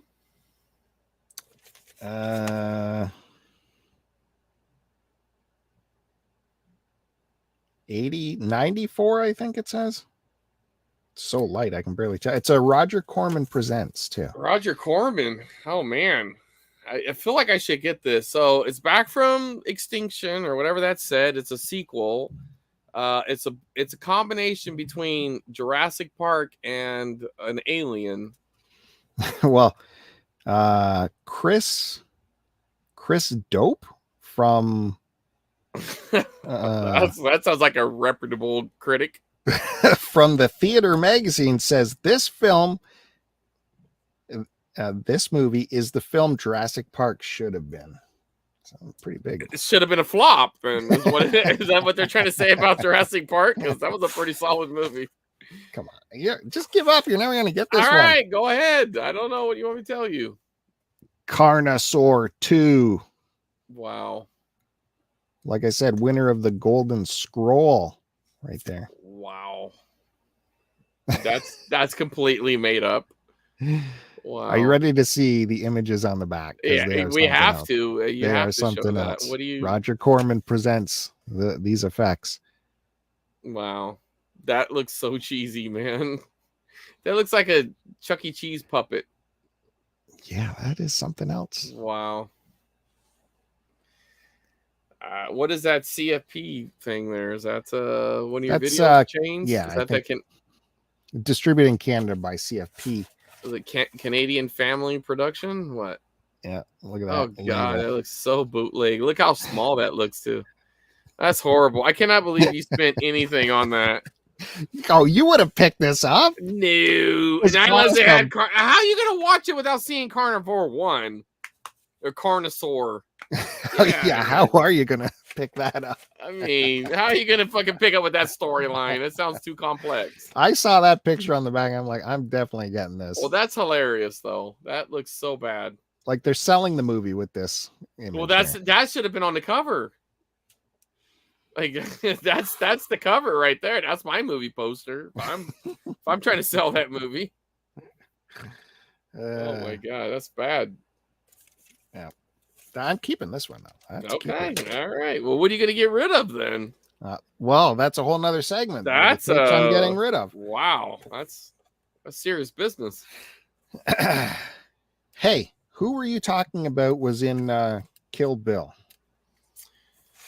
The different Mark Madsen, David Carradine, of course. Oh, I didn't talk about David Carradine, but yeah, that's a good one. Kung Fu, the movie. I never watched it, but with Brandon Lee. This is like after the show went off the air for a while, right? But pre The Crow, apparently, right? It had to be because he died filming The Crow, so. Yeah, that's right. It had to be. If you use that logic, that does pan out. Yeah, digitally processed. Oh, that's good. Kung Fu the movie. All right, that might be interesting. I used to watch that show. You ever watch that as a kid? Yeah, I remember it. Yeah, I do too. Mm-hmm. I don't know. I never knew as a kid what his goal was, but I always because it had the Incredible Hulk vibe, right? Because he'd go from town to town, whipping people's ass and learning a lesson or teaching a lesson. I don't know what the hell he was doing. Well, he was taking his lessons and then implying them, right? Because everything was flashback with his master. Yeah. Right? So then he would, whatever was happening, he would think back to some lesson he learned, if I remember correctly. I don't know. I haven't seen this since I was like 8 or something, but the revival is on air. Is back on air. Kung Fu is back on air. Like new or? Yeah, new show. Oh. Yeah. Okay. Go check it out. And I'm not just saying that because it's what is that on my network that I work. Oh, that's on your network? You trying to pump up your ratings? Okay, one more for this turn. Wacky tapes. Continue with the wacky tapes. Old TV shows. How about some Land of the Lost? Are you kidding? Look at this. We could combine forces and make the set. What? Is yours gatefold too? Does it pop open like this? Well, I got to work on it because it has a weird fold in it here. Yeah, it's gatefold. But it has like tabs in the top and the bottom. No, there should be one tab right here in the center. I got that one. Okay, so work on it. That's how it opens. There shouldn't be one at the top. That is so random. I just found this. This was my next tape up. See, he says there shouldn't be one at the top, but see what's happening here? I see it, but that looks like there's probably tape up there, Bill. Did they tape it? He's got to be such a hot shot. Uh-huh. Do you not got your glasses on, Bill? You can't see that bit of tape that's probably up in the top? I think my eyes are going, to be honest with you. Uh-huh. Oh. Yeah. So much surprise, tape. surprise. Why? Well, because they're stupid. Okay, so yeah, I have Land of the Lost. Preserved gatefold is what they call this when it's specially taped like that. Yeah. So yeah, it's got the ad for Tiger Toys. You're right. Yeah, so does mine. And it's got the little preview of the 2 episodes. We might have the whole set right here, buddy. Because this is like some obscure second version of this series. This isn't the one that we would have grown up on. The original 70s, early 80s version. Yeah. This is some 90s abomination here. Abomination. You're right. This is supposed to have a full color poster of Tasha inside, but mine doesn't. Does yours supposed to have a poster in it? Well, I don't have no label saying that, but no sticker. But it didn't come with. I mean, if it is, it's not here. So. Yeah, Tasha and Something's Watching, Land of the Lost, World Vision. Yeah, mine's Jungle Girl and Shung the Terrible. Yeah, it's from 93. Yeah, mine says 93 as well. I mean, it was recorded in 92, but distributed in 93. That's probably what yours says as well. Yep. I see that little dinosaur, and it does kind of ring a bell, but I don't know what. No, because that dinosaur looks like the dinosaur from Dinosaurs, right? Yeah. Gotta feed the baby or whatever. I never watched that show either, but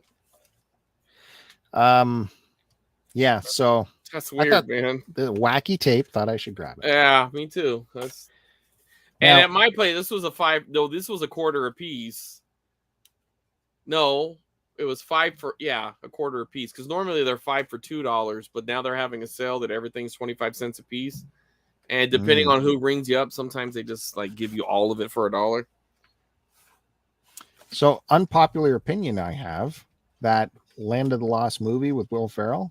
I thought was awesome. I liked it too. I'm right there with you. I liked it too. Well, I'm a big Danny McBride fan. Oh, those two together, and I know. I'm a huge Danny McBride fan. I thought it was a good movie. Well, and I like the fact that how they played it off because, I mean, it's obviously more spoof, right? I mean, a little bit. And I just thought it was smart. It was just a good movie. Yeah. I'm with you on that one. Yeah. I love it. Cool. I don't know what they expected. They expected it be played serious? Yeah. Exactly. Well, I didn't know how they expected it. Like, I don't know. I'm not sure what was how they were supposed to do it.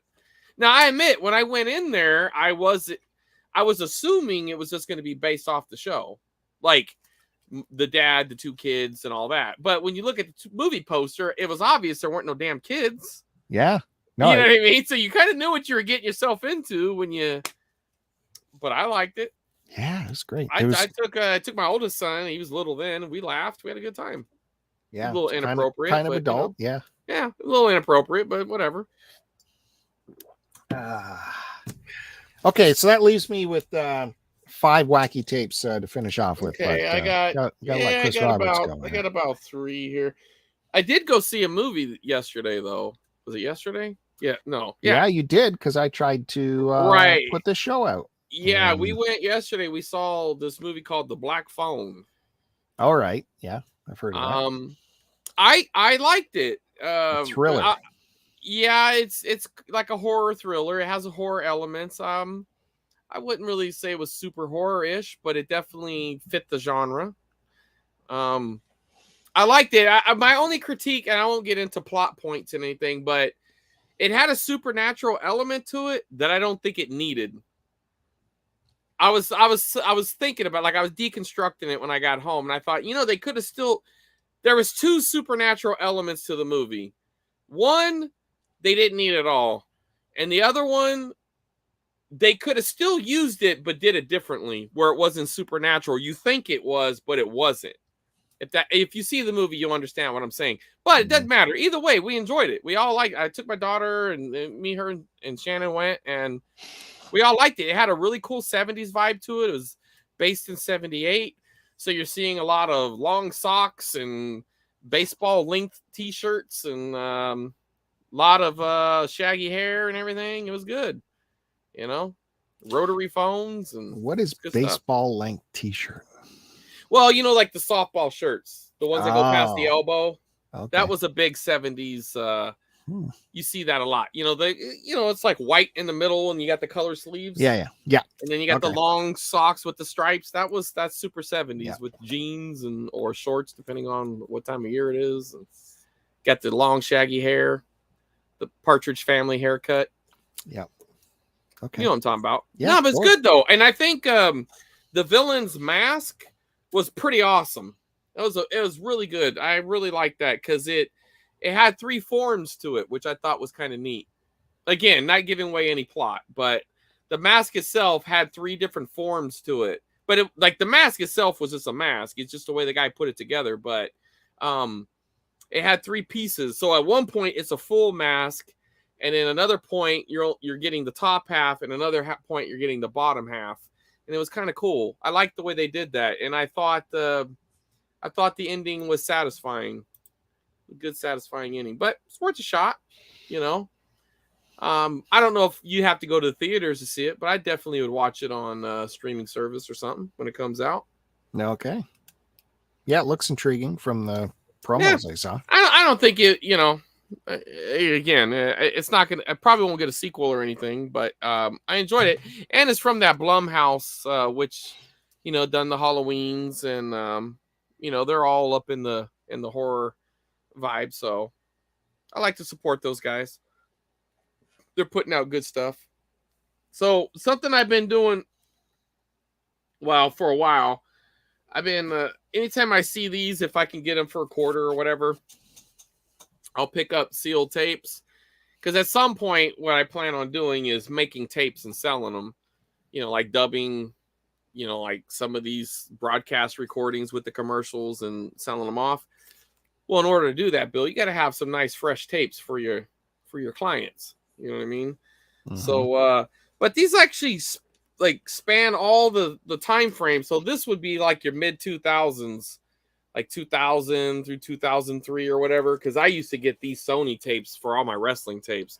So they started coming out with this 8-hour around probably 97, 98, 96. Yeah, probably 97, 98 when they finally put out the 8 hours opposed to just the 6-hour variety for this, for the Sony. And hold on, some stupid message popped up. There we go.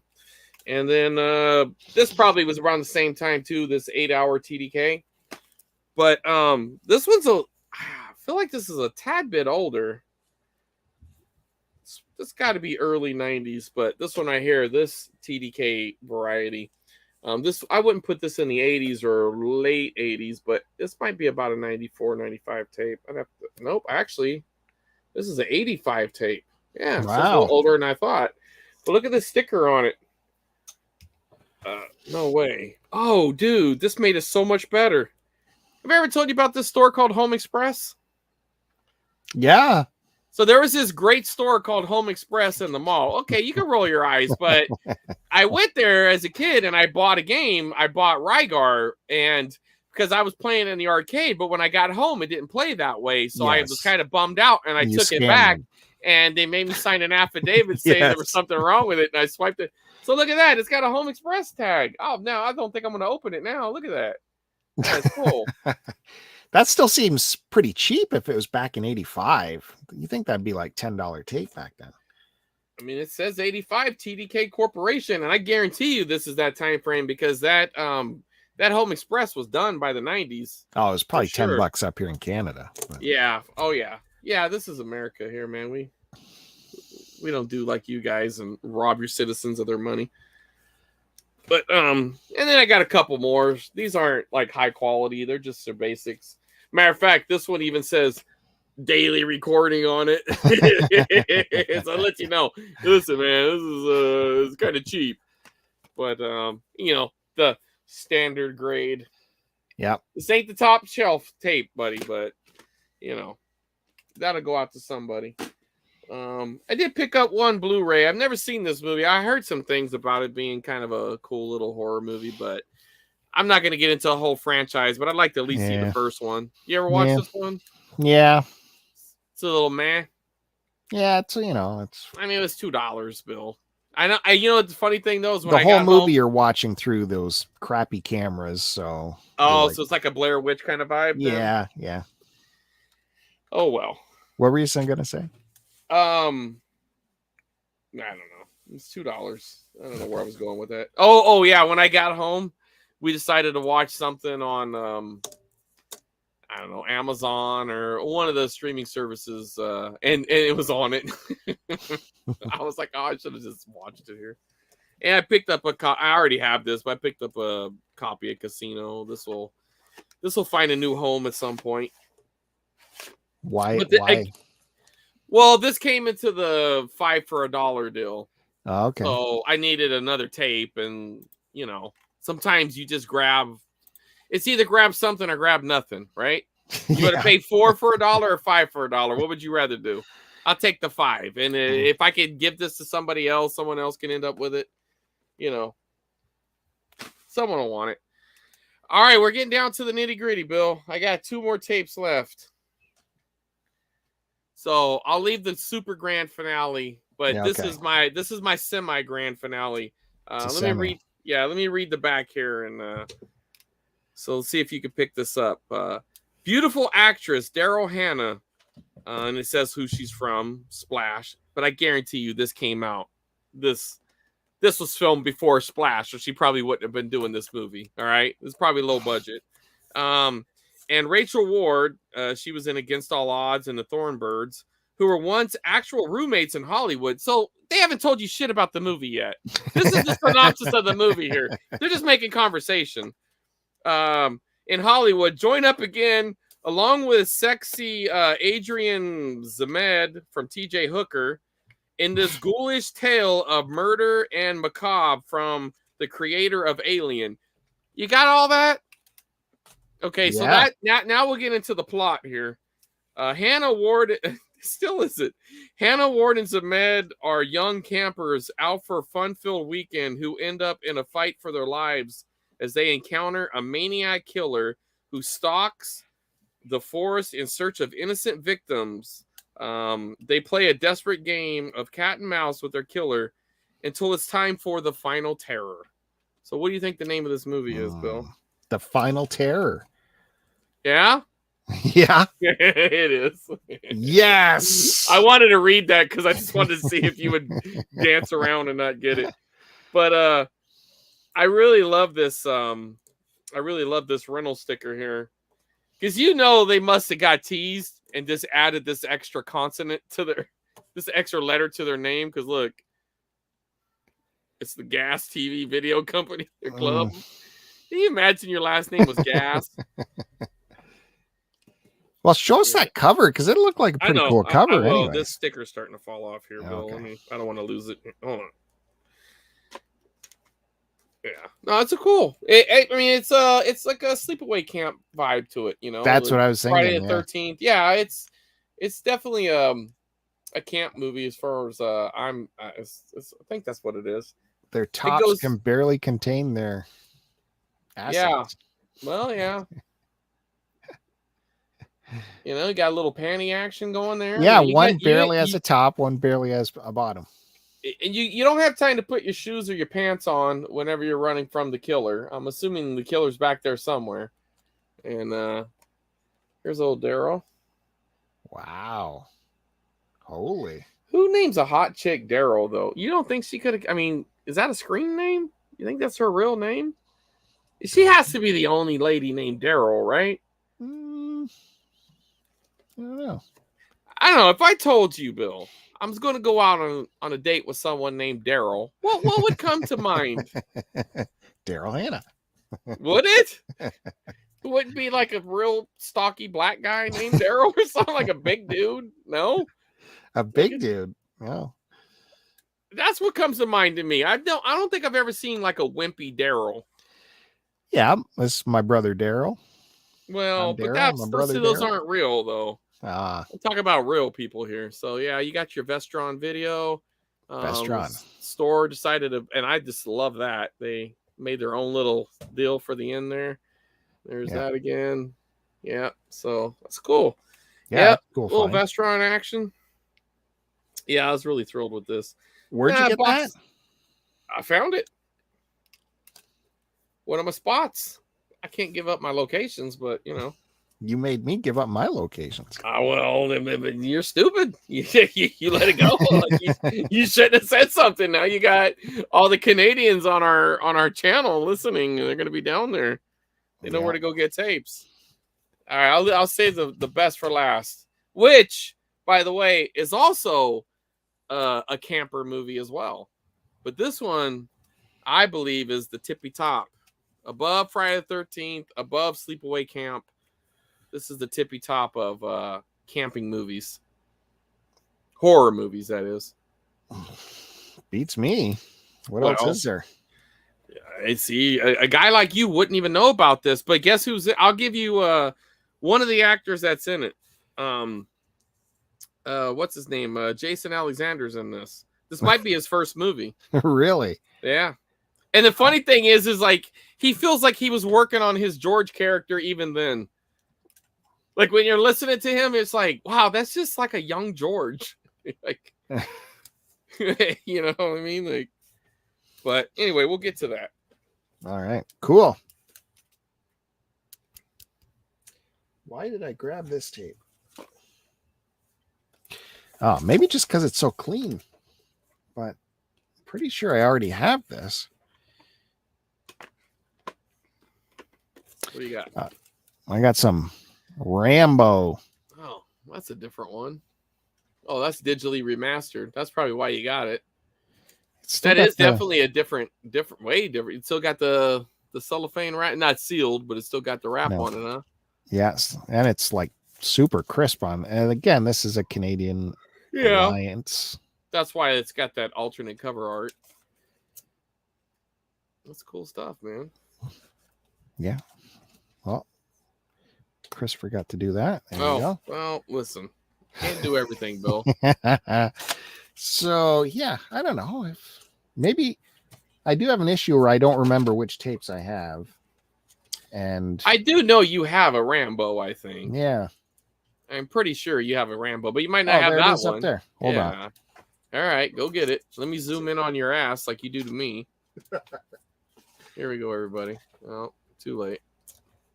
No, it's practically the same thing. The price is a little different, but you got it.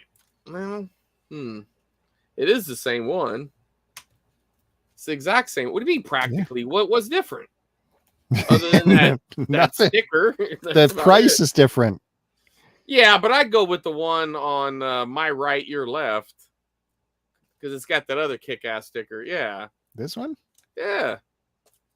Now compare the tapes. Okay. See what we got here tape-wise. All right. That's pretty basic. Yeah. God, you guys got the most basic. Oh, no. See, that one's... What? I think you got a bootleg. What? Well, there you go. Now you know why you picked it up. Maybe subconsciously you realized you had a bootleg tape. That's awesome. That might be a home recording, though. You never know. Yeah. That is wacky. Wow. Yeah, it's totally a home recording. Good thing you checked. You don't think they just put that over the Alliance label, do you? It's possible. It's a JVC tape. You can find out. Well, let's see if the Alliance one is see if the other one's got a JVC. Well, that label has a JVC label. No, I realize that, but it could still be. They could both be JVC tape. Totally different tape here. This is lighter. That's a bootleg one. Cool. That might be out. You never know. Maybe that's a TV recording. Maybe get something fun. Yeah. Well, that's neat. That is. Wacky tape again coming at you. Here we go. Here you go. Wacky tape. You know, we like the Jim Carrey. Uh-huh. Have you seen Jim Carrey in Rubber Face? I'm gonna go out on a ledge here. That had to be pre everything, right? No way. Yeah, that has to be pre Living Color and everything. Yeah.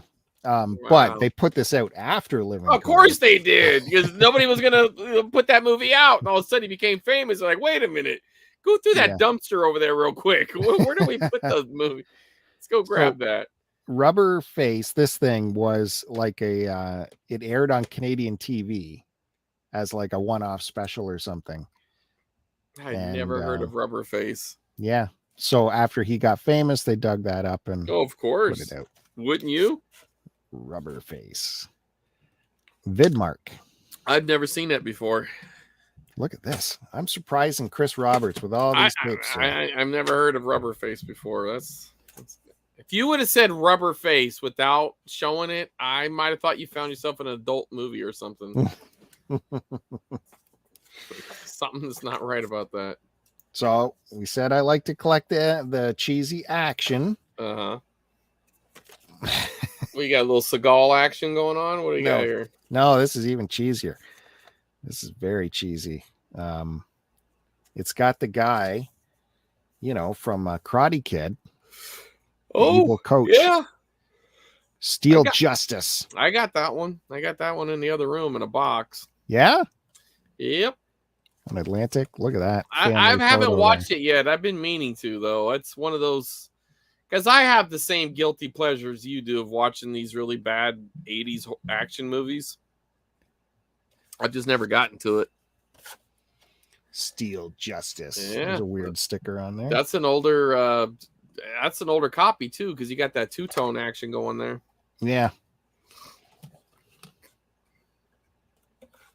See that gun he's carrying? Like, what the heck? Yeah. What can I do with that? Hey, that's the only way to get Steel Justice. I mean, look at that thing, man. It's crazy. Okay, last two wacky tapes are home recording tapes that Chris Roberts says I should pick up all the time. Yeah, so why did I grab these?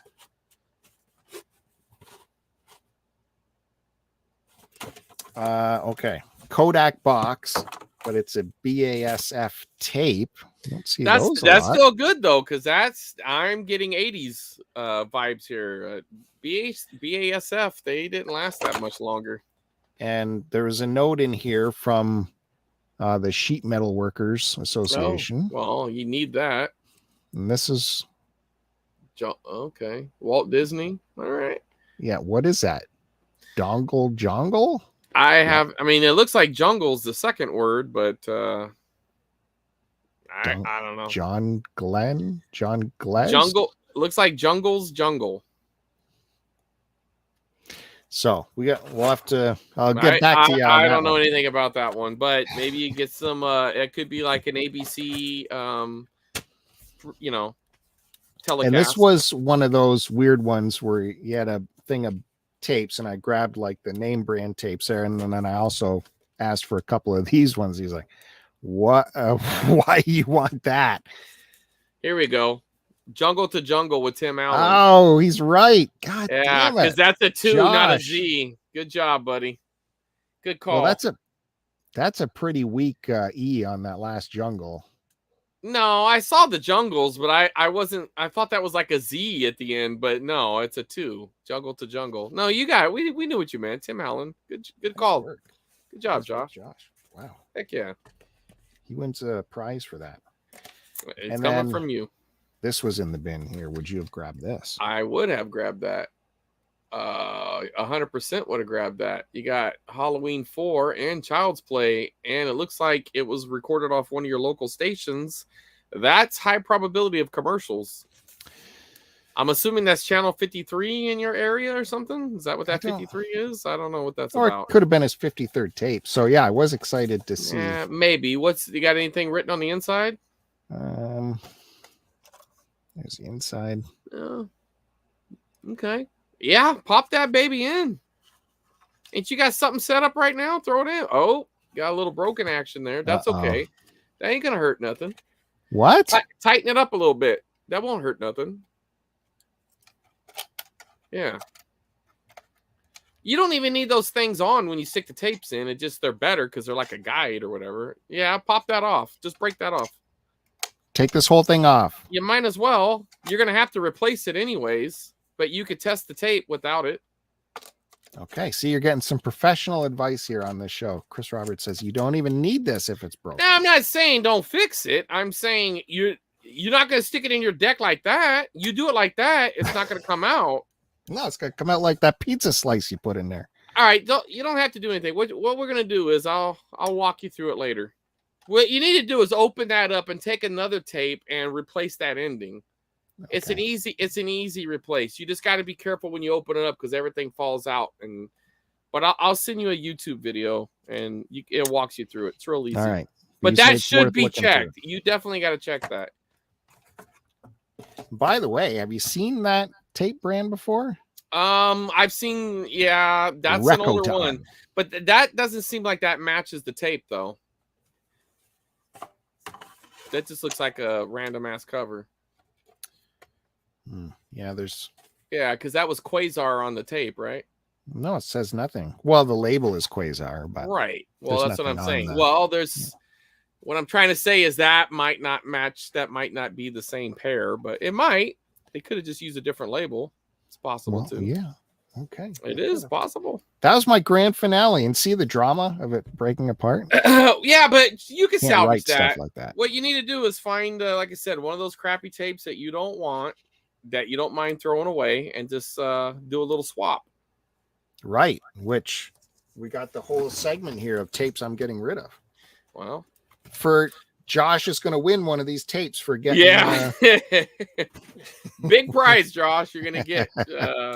All right, I'll go over the last tape I got. They dubbed this as the most frightening of all Maniac films. Got any guesses yet? Maniac films. Yep. Uncanny, grisly, and convincing. A true grotesque monster. They're referring to the monster of this movie. I mean, he's not a monster. He's a person. His name is Cropsy. You know anything about Cropsy? No, never heard of Cropsy. Yeah. I mean, by all accounts, this should have been like a Friday the 13th style series. It had all the elements, good production too. Matter of fact, there is a baseball scene where these kids, he's waiting to throw it away, where the camp kids are playing baseball, and like they're like legit playing for like, it's like a 5 or 10 minute scene. And like, it's really neat because just watching that scene, you almost feel like you're, I take that back. That's actually Sleepaway Camp. Scratch that. Anyway, this though is really good. That's actually in Sleepaway Camp. There is Sleepaway Camp. I don't remember a baseball scene in Sleepaway Camp. There is. They're playing, because the little girl's sitting there watching them. Oh, yeah, of course. Yeah, but that whole scene lasted like 5 or 10 minutes, and it's like highly productive, and it's neat because like all those kids really look like they were having fun, and it's an interesting scene within that movie. But I got my movies mixed up. But this one right here, really good. It's got a good villain, pretty good cast. I mean, it's got Costanza in it. No guesses, huh? I mean, if I told you Cropsy and you don't know it, you're never going to get it. Now, where have you seen this movie originally? I saw this as a kid on like HBO or I think I saw it on Cinemax. But I was kind of scared. I'll be honest, I didn't really watch it. I kind of like somebody else was watching it, and I kind of like watched it a little bit, and I'm like, oh shit, I'm gonna get out while the killing starts happening. I was a little scared, I ain't gonna lie.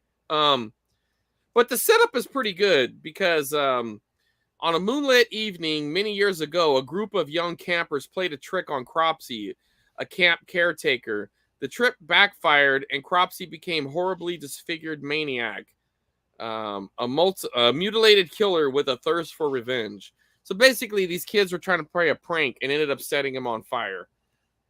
And he ended up going to a hospital for many years. Now he's escaped from the hospital. He goes back to the camp, and he's going to put revenge on whoever's left, who's ever there. Obviously, it's not the same kids there because now they're grown up, but you know what I mean. He's going to kill the new badge. He don't care. Cropsy he don't discriminate. He kills who's ever there. But anyways, this cover, though, I'm going to say, man, this cover looks like someone built this with like Windows 79. Because like, look at this. It looks like they give him the big, there you go. So it looks like they took a romance novel. Yeah. And they superimposed that in front of a lake and with the camp in the background, and then just put old Cropsy in there. And then look at that. Look at that burning with that. Look at that flame action going on there. And then look, it's on grid paper. Oh yeah. Like this, like a kid drew this in sixth grade or something. Like I bet you one of the producers' kids drew this. I would put money on it. I'm not lying. I'm telling you, I'd put money on that. Look at that. That's on grid paper. I bet you that's the grid paper they used. They just photocopied it, ripped off some Daniel Steele novel, put that on there. Boom. There's your poster. Now, but this is really cool. This is a hard find tape, very rare. It goes well over $100. Wow. I bought it though. I bought it from a guy on Instagram, but I got a smoking ass deal, like half price. I got it for like $50, which I was willing to pay way more. And he's like, "I'm gonna cut you a deal," and I'm like, "All right, keep talking." And then he said $50, and I was like, "You got it." Weird thing is, you want to know like the small world aspect of it. Okay, so this guy, he lives in New York, right? Well, after we got to talking and then we did the deal and I gave him my address and everything, he's like, "No way." So he used to, before he moved to New York, like 5 years, or no, I guess last year, he just moved.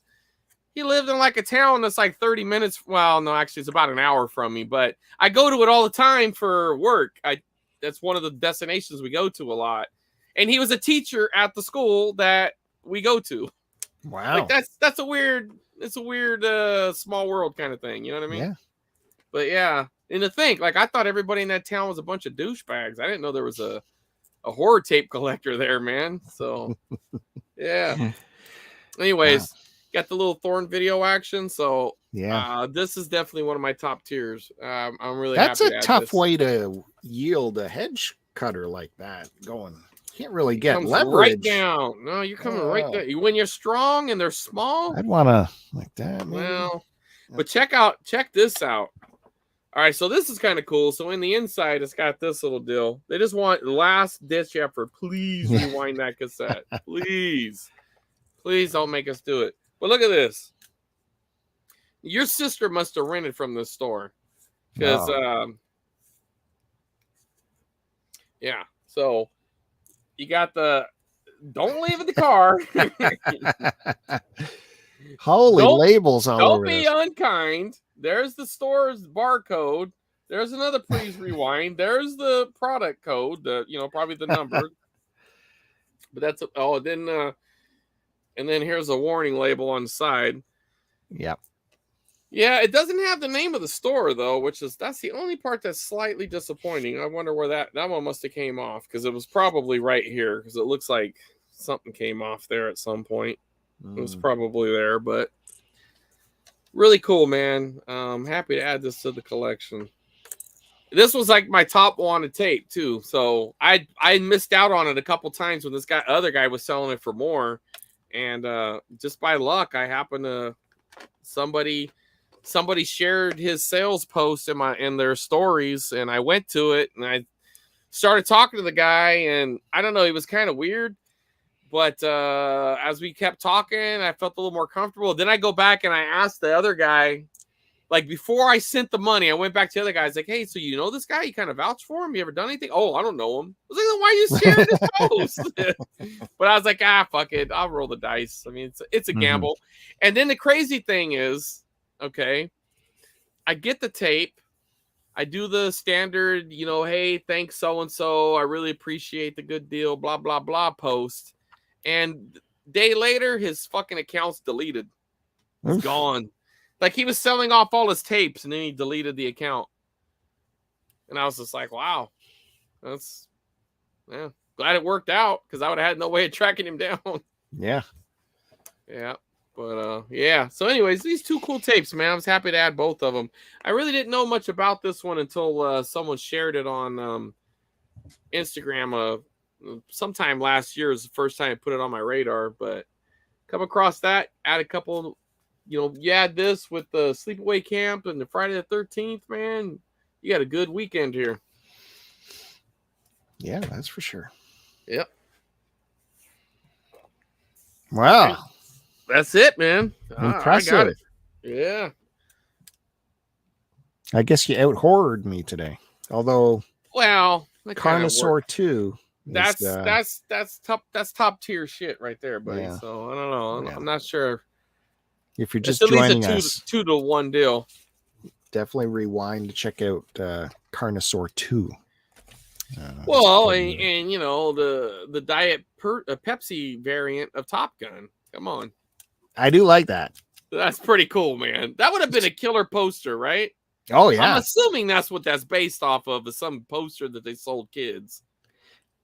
I don't know. Can you see his helmet in the canopy? Like, or is I it don't just a know. generic Tomcat? It's kind of hard to tell. I'm not seeing it. I ain't seeing no helmet. Yeah, they might have. It's just a shadowed couple it of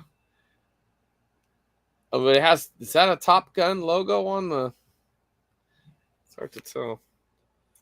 It's got the damn Top Gun logo on the plane, so they done something there. Oh, you can't really see it, but it's right there. Yeah. Like right there is like the stupid Top Gun logo. Yeah. So that goes in your collection. Does your original Top Gun go away? No. You got to keep them both, Bill. I can't. I got to make choices. Stuff's going in. Stuff's real got to go out. collectors, they keep. If I was gonna get rid of that, I'd have to get rid of, I don't know, like Strange Brew or some sort of Dana Carvey movie that you would cringe over if I got rid of. See, well, that's my criteria in my head when I got to get rid of these things. For instance, Top Gun has like a 4K version available that's like as beautiful as you can get. So that's how I'm going to. But you know, and there's nothing different about the VHS. There's no different graphics or anything. Well, I don't know. There could be on these tapes. Sometimes there's trailers that I record off for my my channel. So for this channel. No, for the Planet of the Tapes channel. I did catch a really cool trailer on something we were watching the other day. I think it was right before Can't Buy Me Love. They had that Pee Wee Herman, "This is crack. This will kill you." You know. If you paid attention to my channel, Bill, you might have saw it. But there's a new video every hour on that channel. It is hard to keep up. One a day is what I try to keep up with. That is tough to keep up. One a day is not that much of a commitment. You expect me to watch your 9-hour Bob Dylan concerts? No, I don't. But how's that going, by the way? I haven't had time to get into it, but in my head, I've come up with a new strategy to go about it. I was going to, if you guys don't know, I came across 700 concert bootleg VHS tapes and what to do with them. So obviously, I wanted to preserve and digitize and get them out there, or even just for myself to digitize them. Especially the rarer stuff. So I thought, okay, I'm just going to go through. I took pictures of all the spines, and then when I have free time, I just add that info into a spreadsheet, and then I can go through the spreadsheet to see what is needed. So I'm going to cut that spreadsheet business out and look at the tape. Is this already on YouTube? It is. Moving on. Not even going to think about it anymore, because a lot of the stuff is already on YouTube. The Grateful Dead stuff, there's this guy called Christopher Hazard, and he's putting up these concerts somehow in 4K. And how? Well, he's upscaling them for sure, but they can't be true 4K. His source tapes are crazy. The quality is crazy. So he's have dubbing from Spielberg VHS out there with them, or what?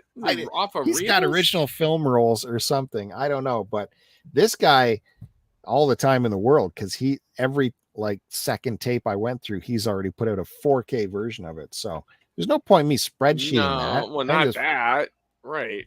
So I'm going to go at it that way. Has there been one thing that stood out to you that you're like pumped to have found? I haven't gotten deep enough into it, but there was a couple Neil Young things, and I even digitized a whole Neil Young concert, which promptly got blocked because Neil Young is pretty particular on his stuff, and he puts out a lot of stuff. You should put that on TikTok, because he don't even go on there. He'll never know. That's true. And there's one concert of his I was watching where he is doing his acoustic set, and he's starting to play a song, and when the crowd starts going like this, as the crowd will do, and he stops playing. He's like, guys, please don't. You gotta, I know you spent a lot of money and you want to come here and clap, and you should have all the rights to do it, but if you want to hear it good, don't clap. This fucking guy. Can you imagine? Only a pompous ass like Neil Young would do I hate it when the crowd claps, because the crowd always screws up after 20 seconds. Yeah, but they don't have enough steam to keep it going. That's what I mean. Why do it? So I It's was because right it's there with Neil. stupid. But it's why sing a song, dude? Okay. When we went to see Post Malone a couple years back, there had to be this guy who sung every damn song. Oh, Like he was auditioning for American Idol. Thankfully, he was a couple down, so we couldn't really hear him, but I could see him, and he's just doing like like it's just like he's putting a yeah. performance on. Putting His on a hands are show. up in the air, and I'm like, I couldn't stop looking at this dude. I mean, I'd watch Post for a minute, I'd look at him, and then I go back to Post, and I look at him. And matter of fact, I'm sure I recorded it somewhere too. I think it's up on my Instagram somewhere. But this guy just was putting it. He thought for sure Simon Cowell was in the audience and was going to call him or Yeah. something. I'm like, you got to be kidding me, dude. You realize nobody cares. Like I get singing a little bit. I get it. I your favorite song comes on. I understand that, but nobody's there for your performance. Let me promise you that. There's not a single person who goes to these concerts saying, this guy made the concert for me. They want Never to show happened. you that how big of a fan they are. I can sing every word. I know them all. So yeah, those I'm people drive me crazy.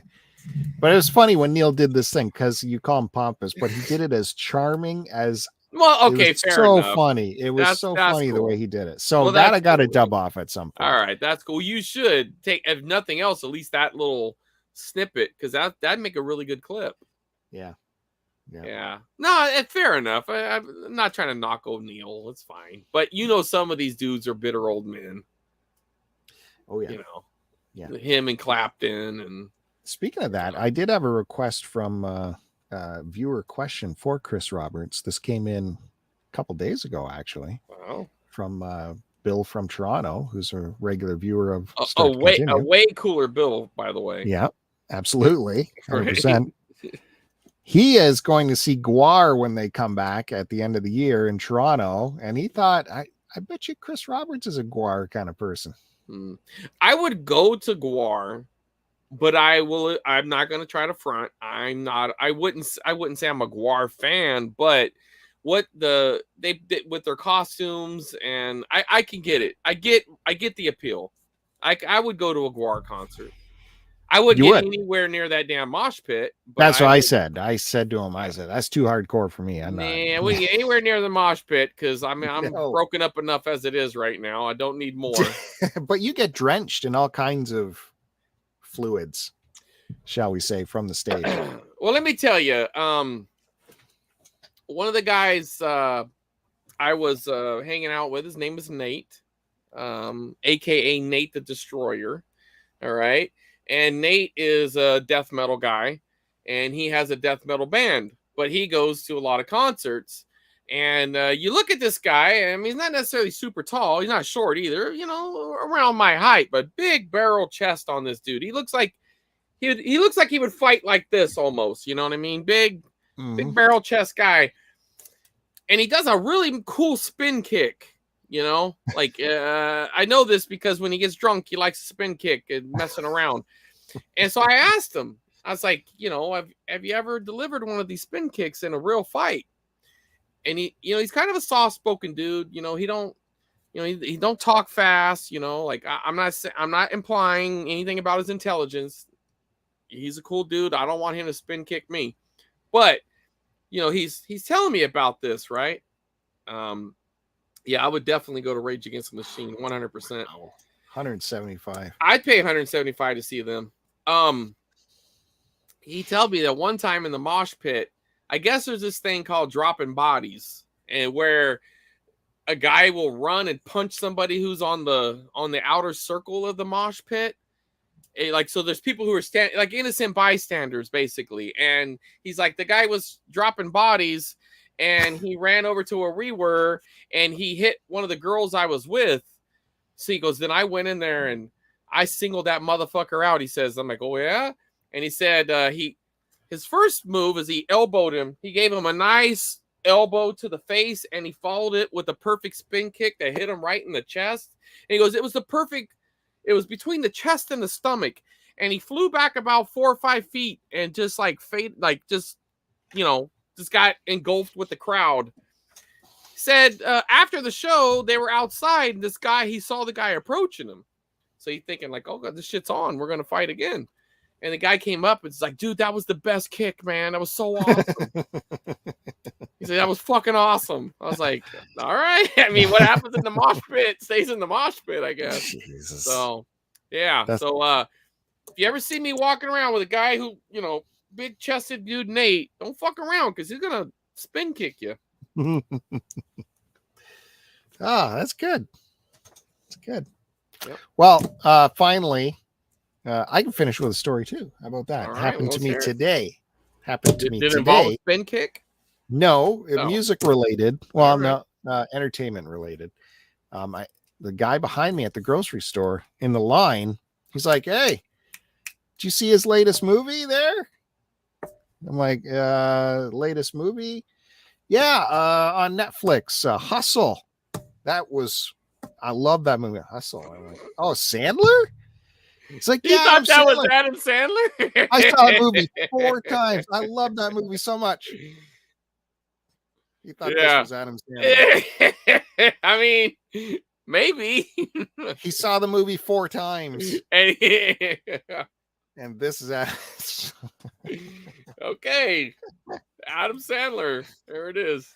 You didn't correct him, huh? No, I just paid my bill and got out of there. Yeah, you don't correct the guy who doesn't know the difference between Bob Dylan and Adam Sandler. I saw it 4 times. 4 times. I mean, I've never seen any Adam Sandler anything 4 times. So that's a super fan, man. Yeah. So that happened. Wow. Anyways, yeah, Josh is right. Hustle is good. It was a good movie. Haven't seen it yet, but we'll check it out. Mosh pits are fun. Not my scene at all. No. There would have been a time where I could have fucked around on one, and now's not it. Not me. I like my teeth. I like to vibe in the back and chill.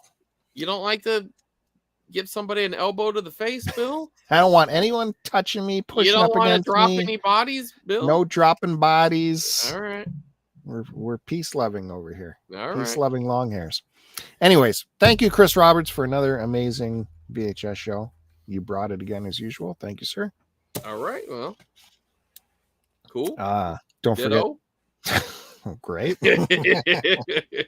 Don't forget to look for us and the rest of the gang to get together for the Collectors. That appears on the Start to Continue YouTube channel. Hopefully sometime this week, if somehow we can, Joe Hollywood and Bill here can get their schedules together. Yeah. Well, I'm gonna be you're working Wednesday and Thursday again? No, I'm on vacation, but I have a little thing planned for the middle of the week, so I will be absent for the middle of the week, but available any other time. Well, Curtis, you might not make the cut for this episode then. We're gonna have to get something out. Yeah, I got lots of good stuff to show for that. Well, we got Bandy, me, and Kevin, so it's hard to get Bandy. Well, Bandy's been jonesing for it, he claims, so we'll see. So look for that, and don't forget on this channel to hit the subscribe, hit the like button, because we got to get Midnight is Flashing. And share it if you can. Yeah, like get this growing. O.E. Graham, he's a new viewer, and we appreciate that. So get a few more awesome. and get a little momentum going.